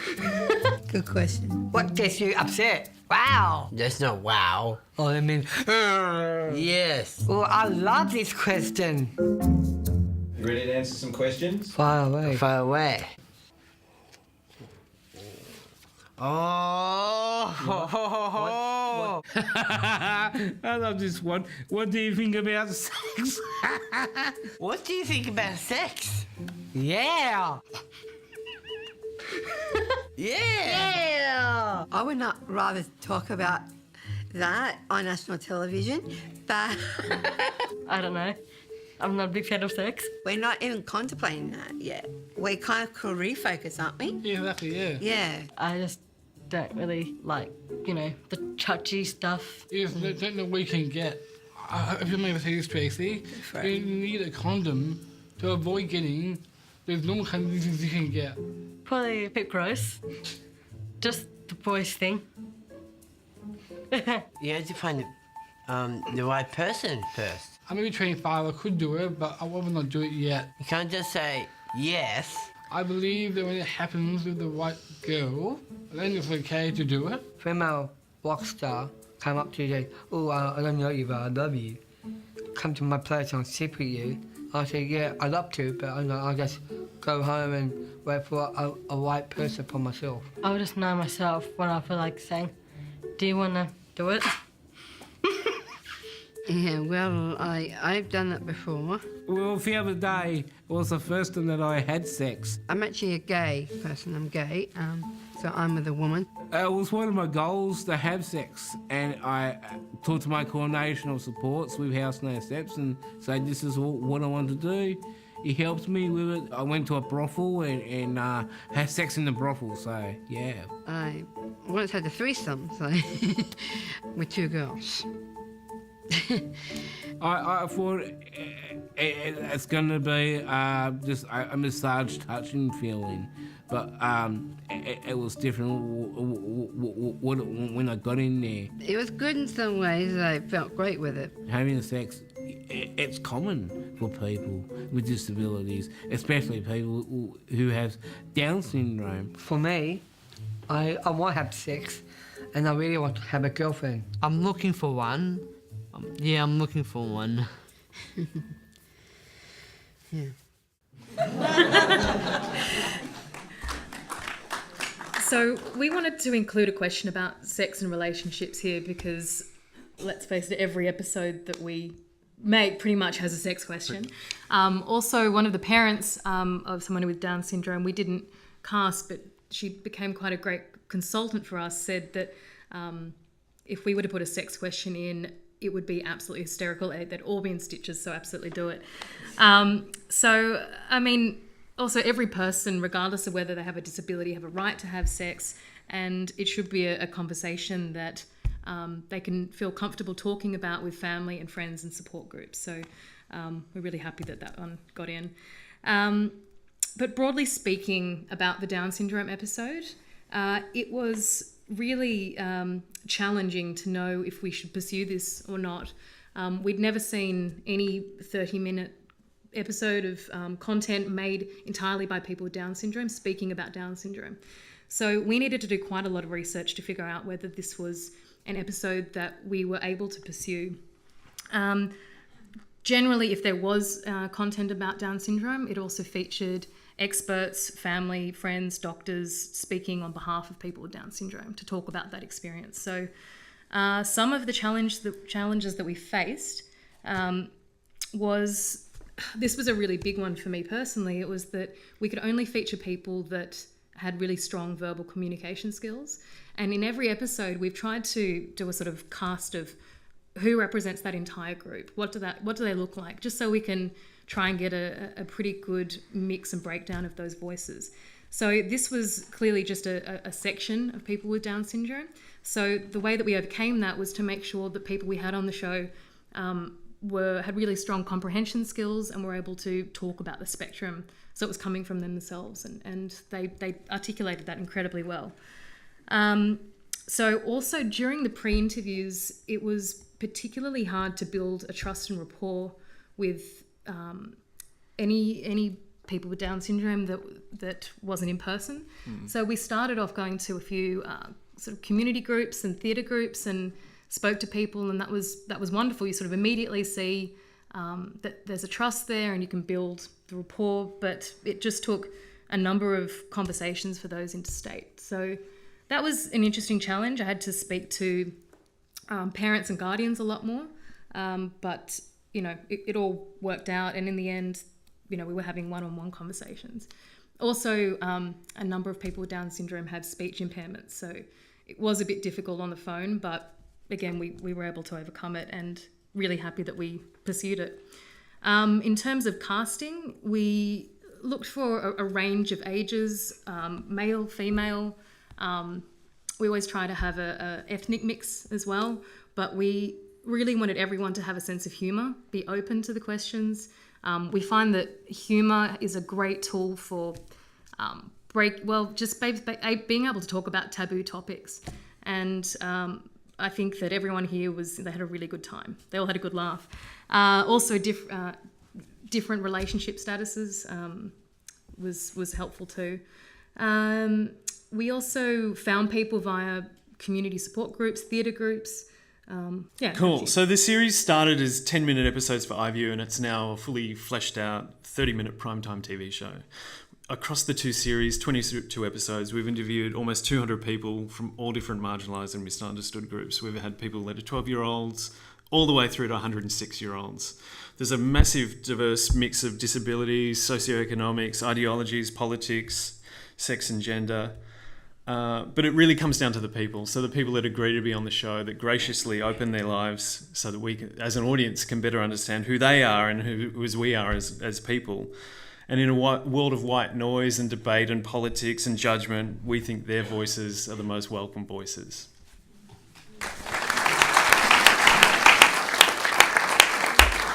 Thank you, Jess Cohen and Aaron. That was wonderful and very insightful. Okay, next and last, we have Pink House. Sascha Ettinger Epstein is a documentary director, shooter known for raw observational Australian stories featuring unusual characters. Her first film, Painting with Light in a Dark World, about underbelly street photographer Peter Darren Moyle, which collected various accolades, was the beginning of an exploration of beauty and darkness, which has preoccupied Sascha throughout her artistic career. Her following films, The Oasis, Playing in the Shadows, and Destination Arnold, continued the same theme. Madam Carmel and BJ of the new film Pink House are perhaps the best characters Sascha has ever had the privilege to film. Claire Haywood is a writer, director, producer of documentaries with a background in drama. Claire's recent executive producing credits include the quirky, comedian-driven 8-part series Unreal Estate, Storm Season about inspiring work of the SCS, and Gold Coast Cops observing an elite police squad in action. Her series producing credits include heartwarming Crash Test Mummies and Daddies, the Logie Award 10-part observational doc series King's Cross ER 1 and 2, Territory Cops. Claire wrote and post-produced 8-part series Kalgoorlie Cops, winning an Astra Award. She wrote and directed the revealing 4-part OzDox series Taxi School and the 1-hour documentary Kolka about Indigenous leader Gordon Briscoe. She co-wrote and produced the poignant feature documentary Pink House, which was what we're going to talk about now.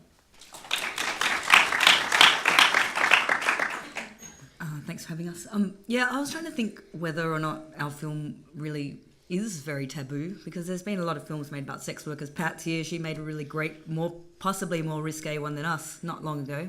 And there's a long history of it. But the other day I was contacted by my school, which, I haven't really been in touch with for about 20 years since I left. And it was a rather posh private school. It's probably not a very charitable anecdote. But anyway, they said, we'd love to feature you in our magazine.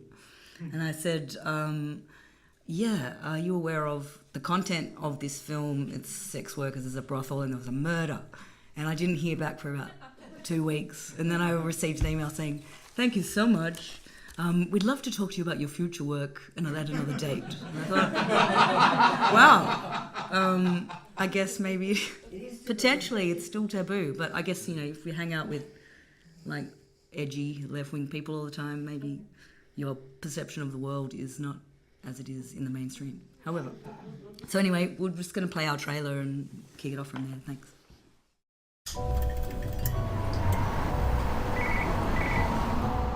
Hello? No, we're not into anal here. Well, look, years ago, sex was just natural sex. I mean, there's the missionary position, there's doggy position, that's fine. Welcome to Kalgoorlie, darling. Oh, in a truck, are you? Feeling a bit naughty tonight? Maybe. Oh, this sexy old horn. Where's everyone? Prostitution's always been big here in Cal. It's always been a Wild West town. It's always had that frontier about it. Kalgoorlie, Western Australia. Gold flows like water. No bad whores, just bad laws. Can the boobs come up more?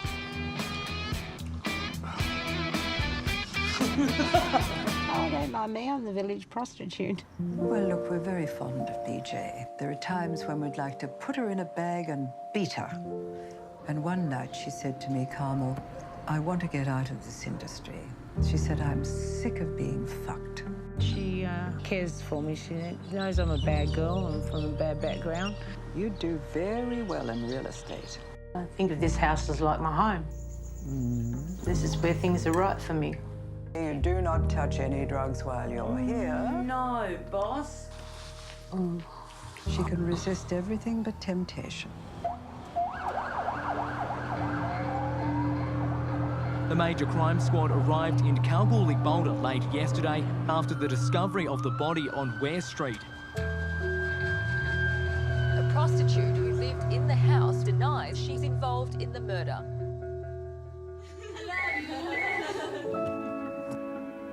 Hello? Look, we don't have them that young, I'm sorry. You should be jolly well ashamed of yourself for even suggesting it. The best and safest place for me is Cresta Casa, the pink house. And I love this house. We're sort of holding it in time as an icon of what the town once was. It's a strange old world.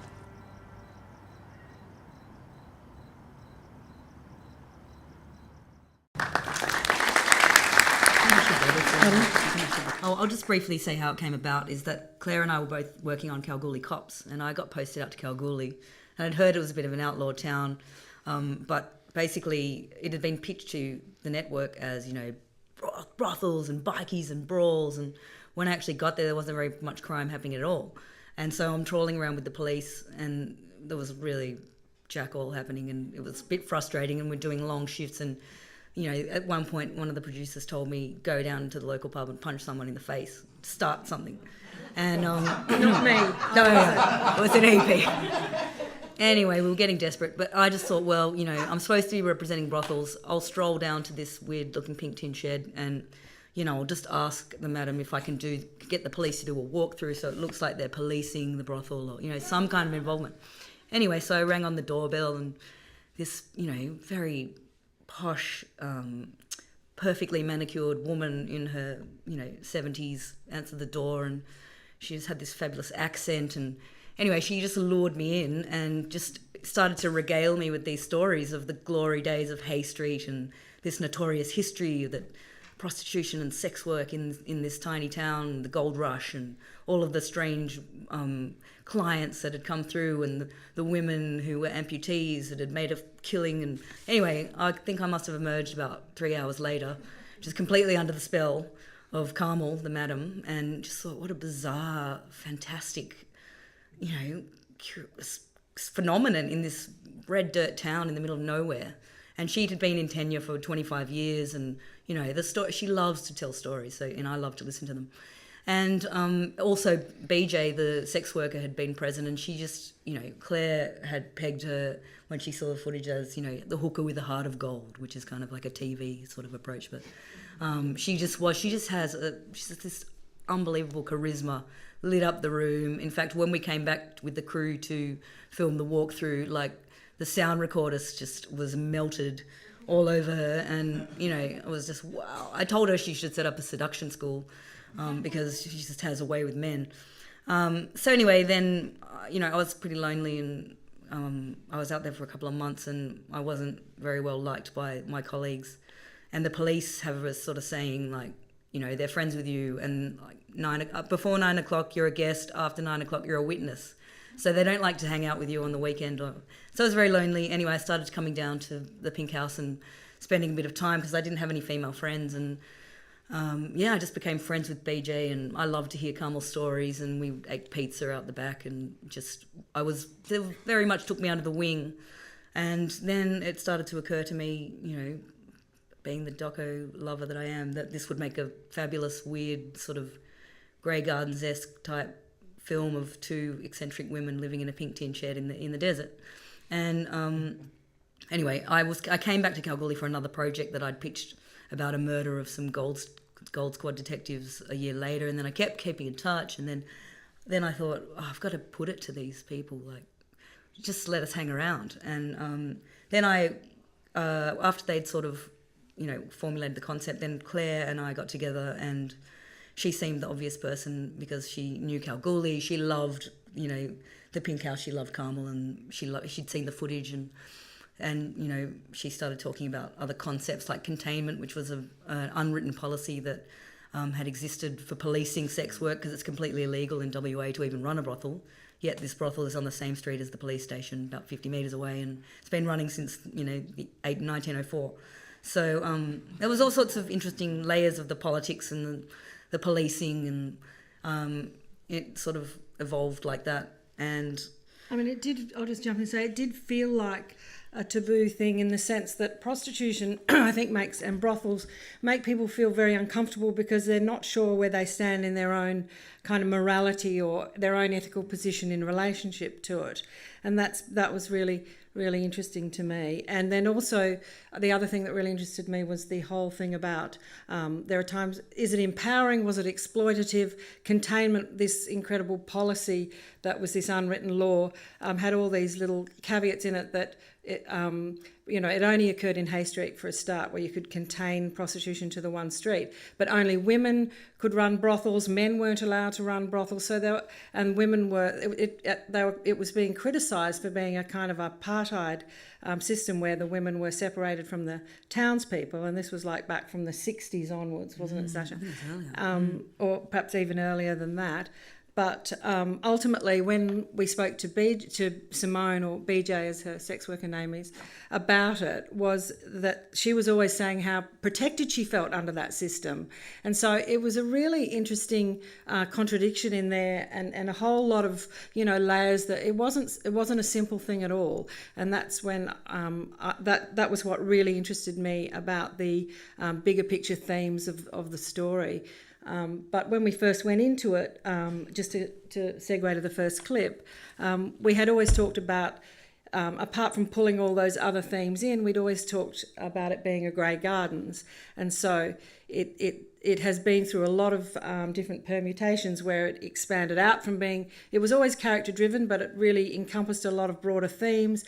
And then it came back to being very character driven at the end, and that was because it was an open-ended observational documentary where we didn't know where it was going, and sometimes it was going somewhere because we were there, as we know happens with all documentary, but you try not to impact it. So that was a really interesting kind of thing for us, which we'll get to at the end, I guess, with the final scene. Sure. But the first clip really is about the Grey Gardens nature of this relationship that we were both really drawn to in the beginning.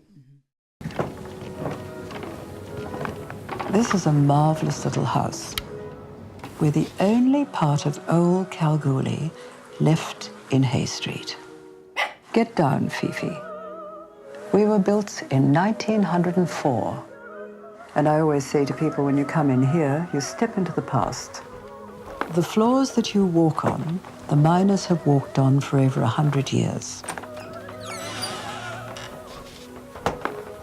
Seems only yesterday that I first came here. Here I am 20 years later, and life is never dull.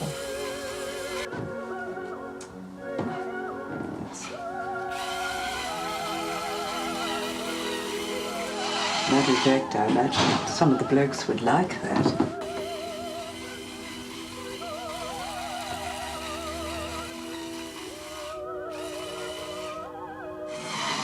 These actually were Candy's boots.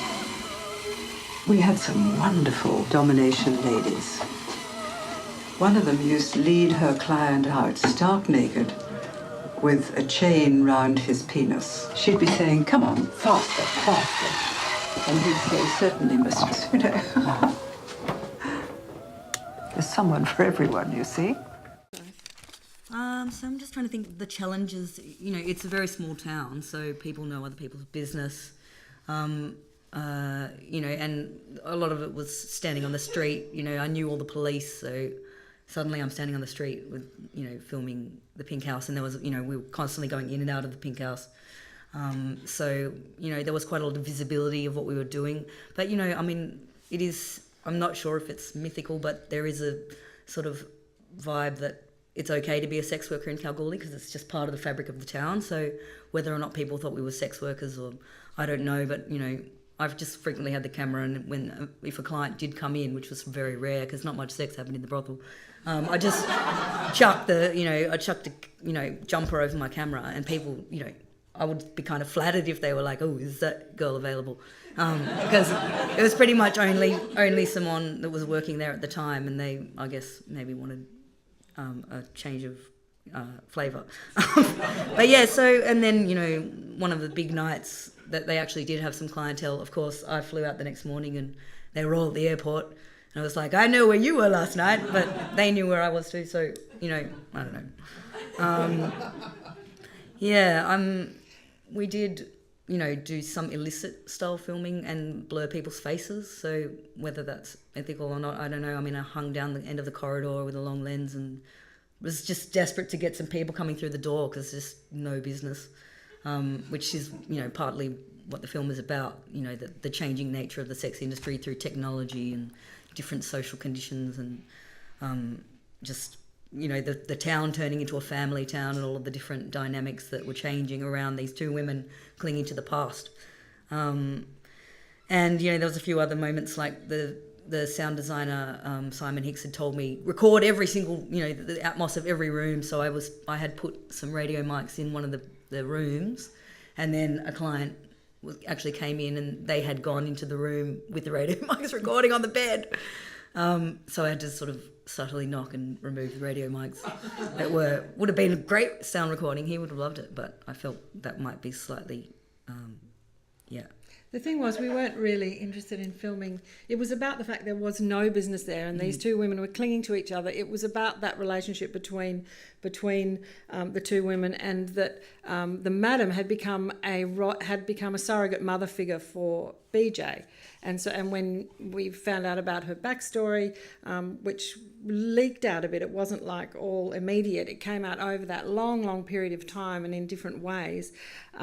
It suddenly all kind of clicked at the end, and to realise how much she depended on Carmel, and how it was kind of reciprocated, but Carmel's a different fish. She's quite cool, and, you know, whereas BJ, Simone's a much more vulnerable person, and so that was really interesting journey for us, and, you know, getting close to her and also feeling a responsibility towards Simone as well. Whereas I feel with Carmel, she will always survive and always, you know, kind of be okay. But there was a great sense of, I think, I feel strongly the duty of care towards Simone, and that's, you know, we showed her the film.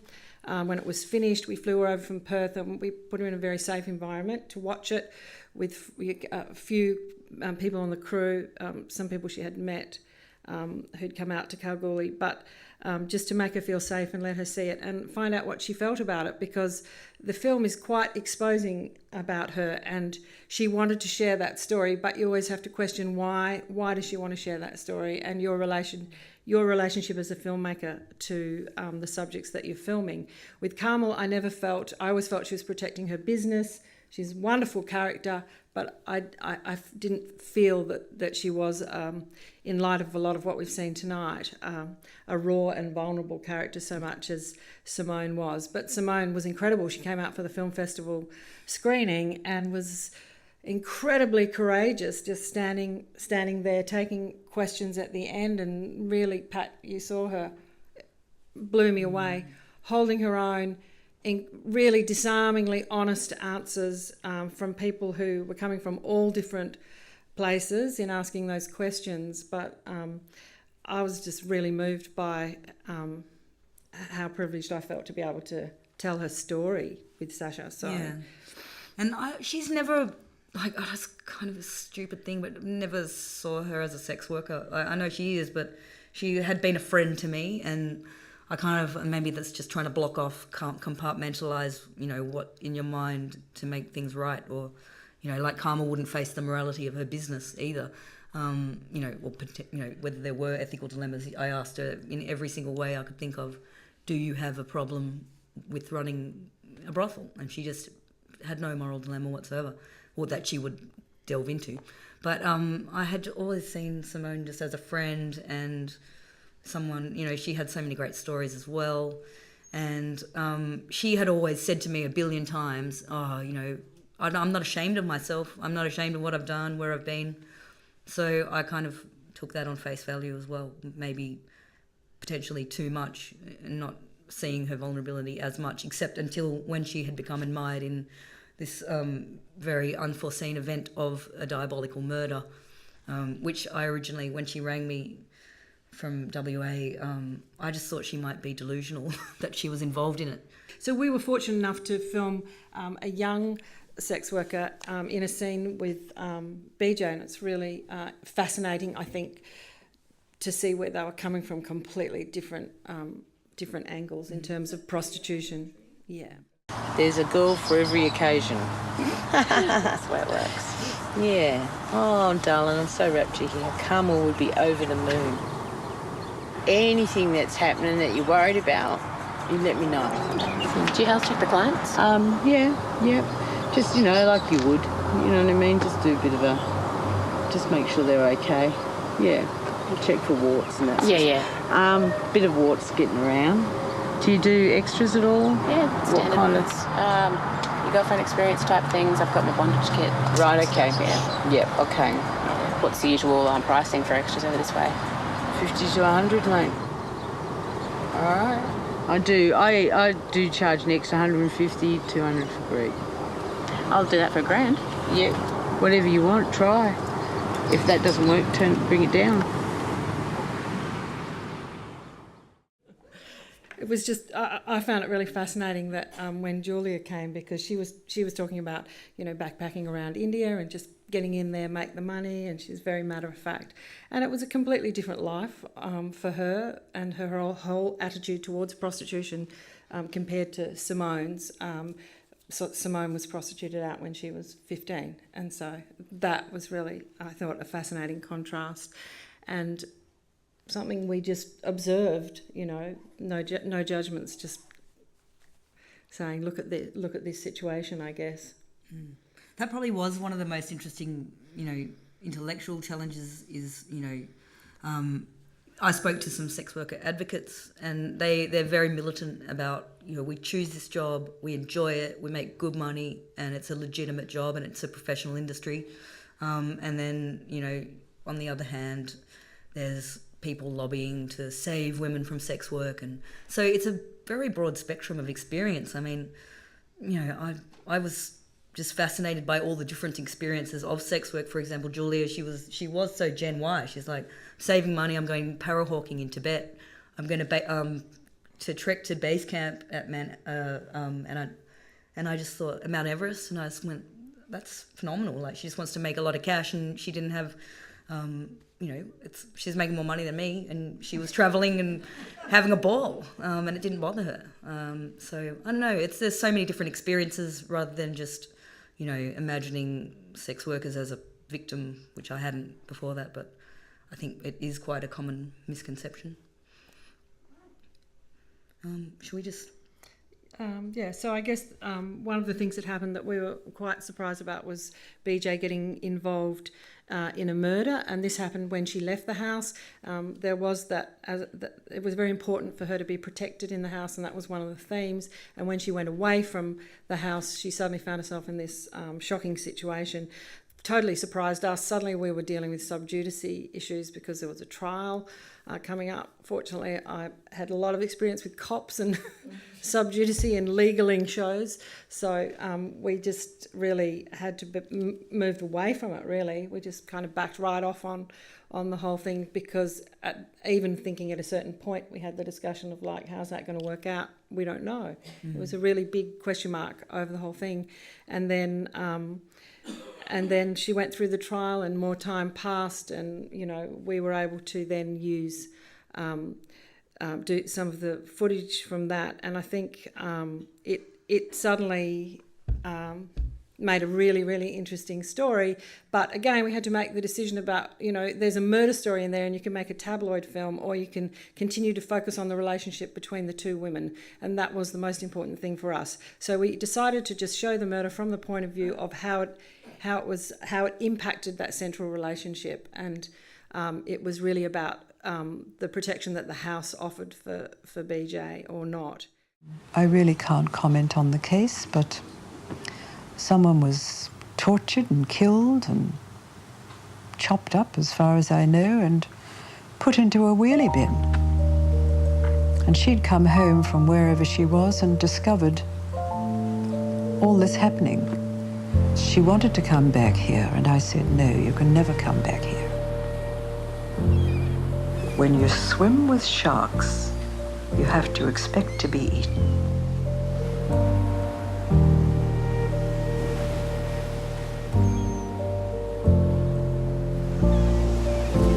A sea change, yeah. I suppose you could call it a sea change. Yeah. I like the coast, but I miss Kalgoorlie. And Carmel, I miss her the most. It's still a bit bogan here. I was able to be put into this place after being a witness to the murder of Bo Davies and getting ready for my day in court. I mean, how I come out of it alive is just huge. I've put 4 men in jail. They're all in there. But I'm on pretty heavy medication too.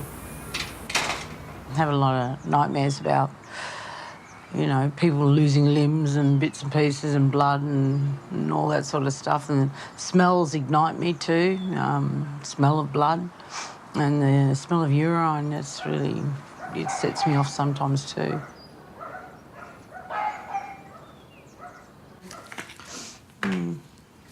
The best and safest place for me is Questa Casa, the Pink House, and Carmel. And now I've ruined all that. It was the drugs that enticed me away. I mean, I don't know whether I'm going to end up being rolled into any charges. I just don't know. So we won't tell you whether they got together or not at the end then. You have to watch the film. But anyway, it's a huge journey for the two, for Simone particularly. And so I guess we'll just wrap it up there. Sure. Let's give everyone a quick hand, because there's a lot of work that's gone into all of this. And I think you'll agree there's some really compelling content, and I think it's an amazing group of people that have tackled a lot of really sensitive issues in a really professional and really great way. So thank you all very much for being here. Regarding finance, this is for the whole panel. Are you ever hassled for reimbursement by any of your characters? And with payment, if it's not funding, how do you deal with, say, people expecting a big payout or something like that? Or is that ever a concern? Generally, most of the things I've ever worked on, we don't pay talent. You go and you talk to people and convince them that that you're going to do it, and they establish that kind of trust with them that people talked about, that you're not going to do them over, and they want to tell their story. So generally, most things I work on, we don't actually pay talent, so there's no finding funding to make it's the hard thing, not paying the talent. Yeah, it changes the relationship into a more transactional thing. I think that's the difficulty with that. I just find it one of those things, if there is gold from, say, we're working on an interview, and I'm like, this is great and this is going to work for us. And it's not vindictive, but I always feel like there should be, some sort of larger reimbursement. I don't know if it might be a guilty conscience, but I'm just wondering if you guys have ever dealt with that or... On our show, we just did basic reimbursement. If anyone was coming to our studio, we'd cover, for example, wheelchair users. In the first series, we would make sure we would cover their taxi fee. For our homeless episode, we also just offered them something to eat. Sometimes when interviewing them, I would just buy them a coffee or sandwich or something, just as a courtesy. But that was as far as it went. We did sometimes often get asked, are you paying? But that wasn't, we wouldn't do that. We brought, there were a number of champions in our series, people we met, a guy from Mates in Construction, a guy from Mates for Mates, which is a veterans group that we brought back to come and see the ad that Gus showed, the campaign ad at the end. So we wouldn't expect them to be out of pocket, but we didn't pay for their time. There is, not in that program, but I have found in maybe the last decade that increasingly experts that get called upon a lot, sometimes in science, sometimes in policy, they run out of time to always be doing interviews for free. So increasingly those people might be asking for some sort of fee for their time, but normally the observational participants, like you said, changes the relationship. But it is interesting dealing with trying to figure out how you calculate the value of what you're willing to pay for in an expert interview sometimes. There's no simple answer to that, but it does have to be negotiated beforehand and made clear and simple up front. What are filmmakers' responsibilities to their subjects, particularly when they are vulnerable? So how do you outline that as filmmakers? Who wants to go first? Everyone's got something to say here. We were talking earlier about Mindframe, and it was interesting because when I first talked to Mindframe about how I'd never worked on anything with such a big duty of care, so the first thing I did was spent an hour talking to Mark from Mindframe, and I got off the phone, I was literally white-faced, we can't do anything, we can't talk to anyone, we can't have any comments, suicide is such a tricky subject. Yeah, and just the background to that is, and it came up for both the programs, so Mindframe is an organisation that produces guidelines for how we talk about suicide and other mental health issues in the media. And right. I guess the purpose behind that is that it's now a well-studied phenomenon that how suicide in particular is presented in the media can actually increase the number of suicides and through copycat behaviour and triggering and and there are a bunch of myths about how that works and a bunch of research that has come up with the evidence for it. And so it's interesting, actually. It's one of those areas. It's come up more recently with how we report on ISIS, for example, where the idea that we can freely report on anything that we want comes up against these social obligations that not necessarily that we have to have, but that are asked of us. And this is one of those areas where I think probably all of us have had to make some sort of compromises in how we tell the story. But also sometimes be willing to have a little bit of negotiation. And this happened for us with Mindframe and also with Lifeline, where we said, okay, so not every participant is going to use the right language around suicide. For example, you're not meant to say commit suicide anymore.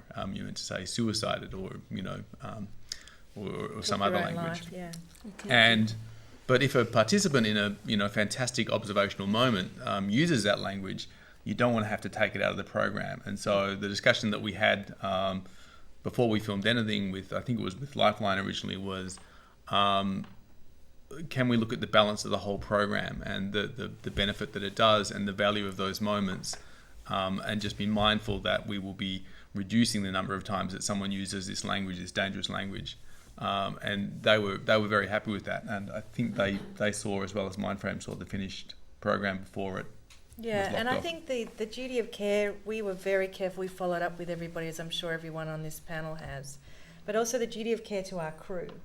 So that was something for all of us who've been touched by suicide, and we had, you know, the kind of escalation, what to look out for, the duty of care for any of us needing to talk to somebody or get support. So it wasn't because you're working for a year and a half talking to these incredible people who've gone through so much. It's incredibly heavy for us. You know, there was a time where I was like, God, this is really weighing on me now. You know, so I think that it's just as much as the duty of care around the subjects is for the creative team as well.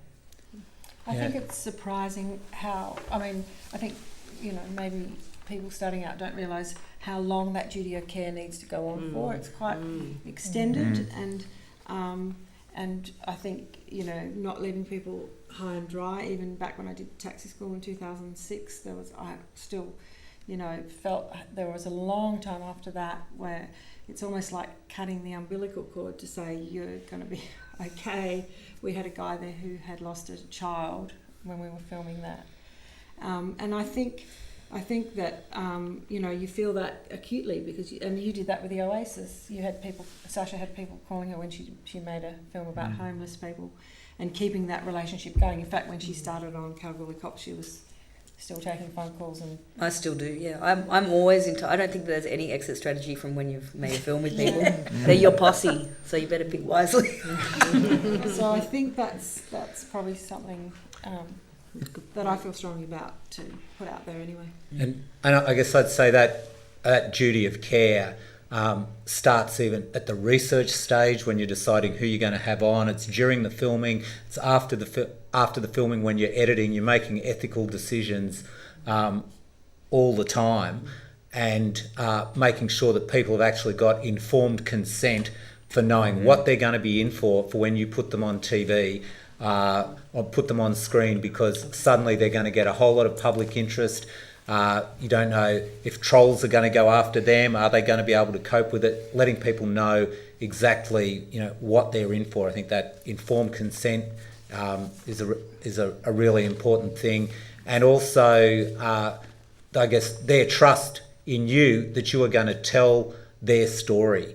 And when you come to edit, you can edit things all kinds of ways, and it's really easy to actually potentially, for the sake of what you're trying to do, to make a dramatic looking moment or whatever, to possibly lose the sense of what it was they wanted to communicate. So you've got that duty of care when you edit to make sure that you are honestly, as far as you possibly can, communicating their voice and what they want to say.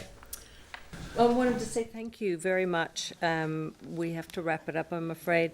Can you please thank Andy Neal, Max Bourke, Aaron Smith, Jess Cohen, Jackie Turnure. Who else we've got? Sascha and Claire Haywood. Thank you very much to Brendan Palmer, who has put so much work into this tonight's session. Also Alan Butterfield and Josh Marks. Camera, Rod Freeman, Pat Fisk. OzDox is important to know that we are a voluntary group and we meet monthly, and we encourage you to join us. If you have any ideas for sessions, you're more than welcome to join us. Thank you once again.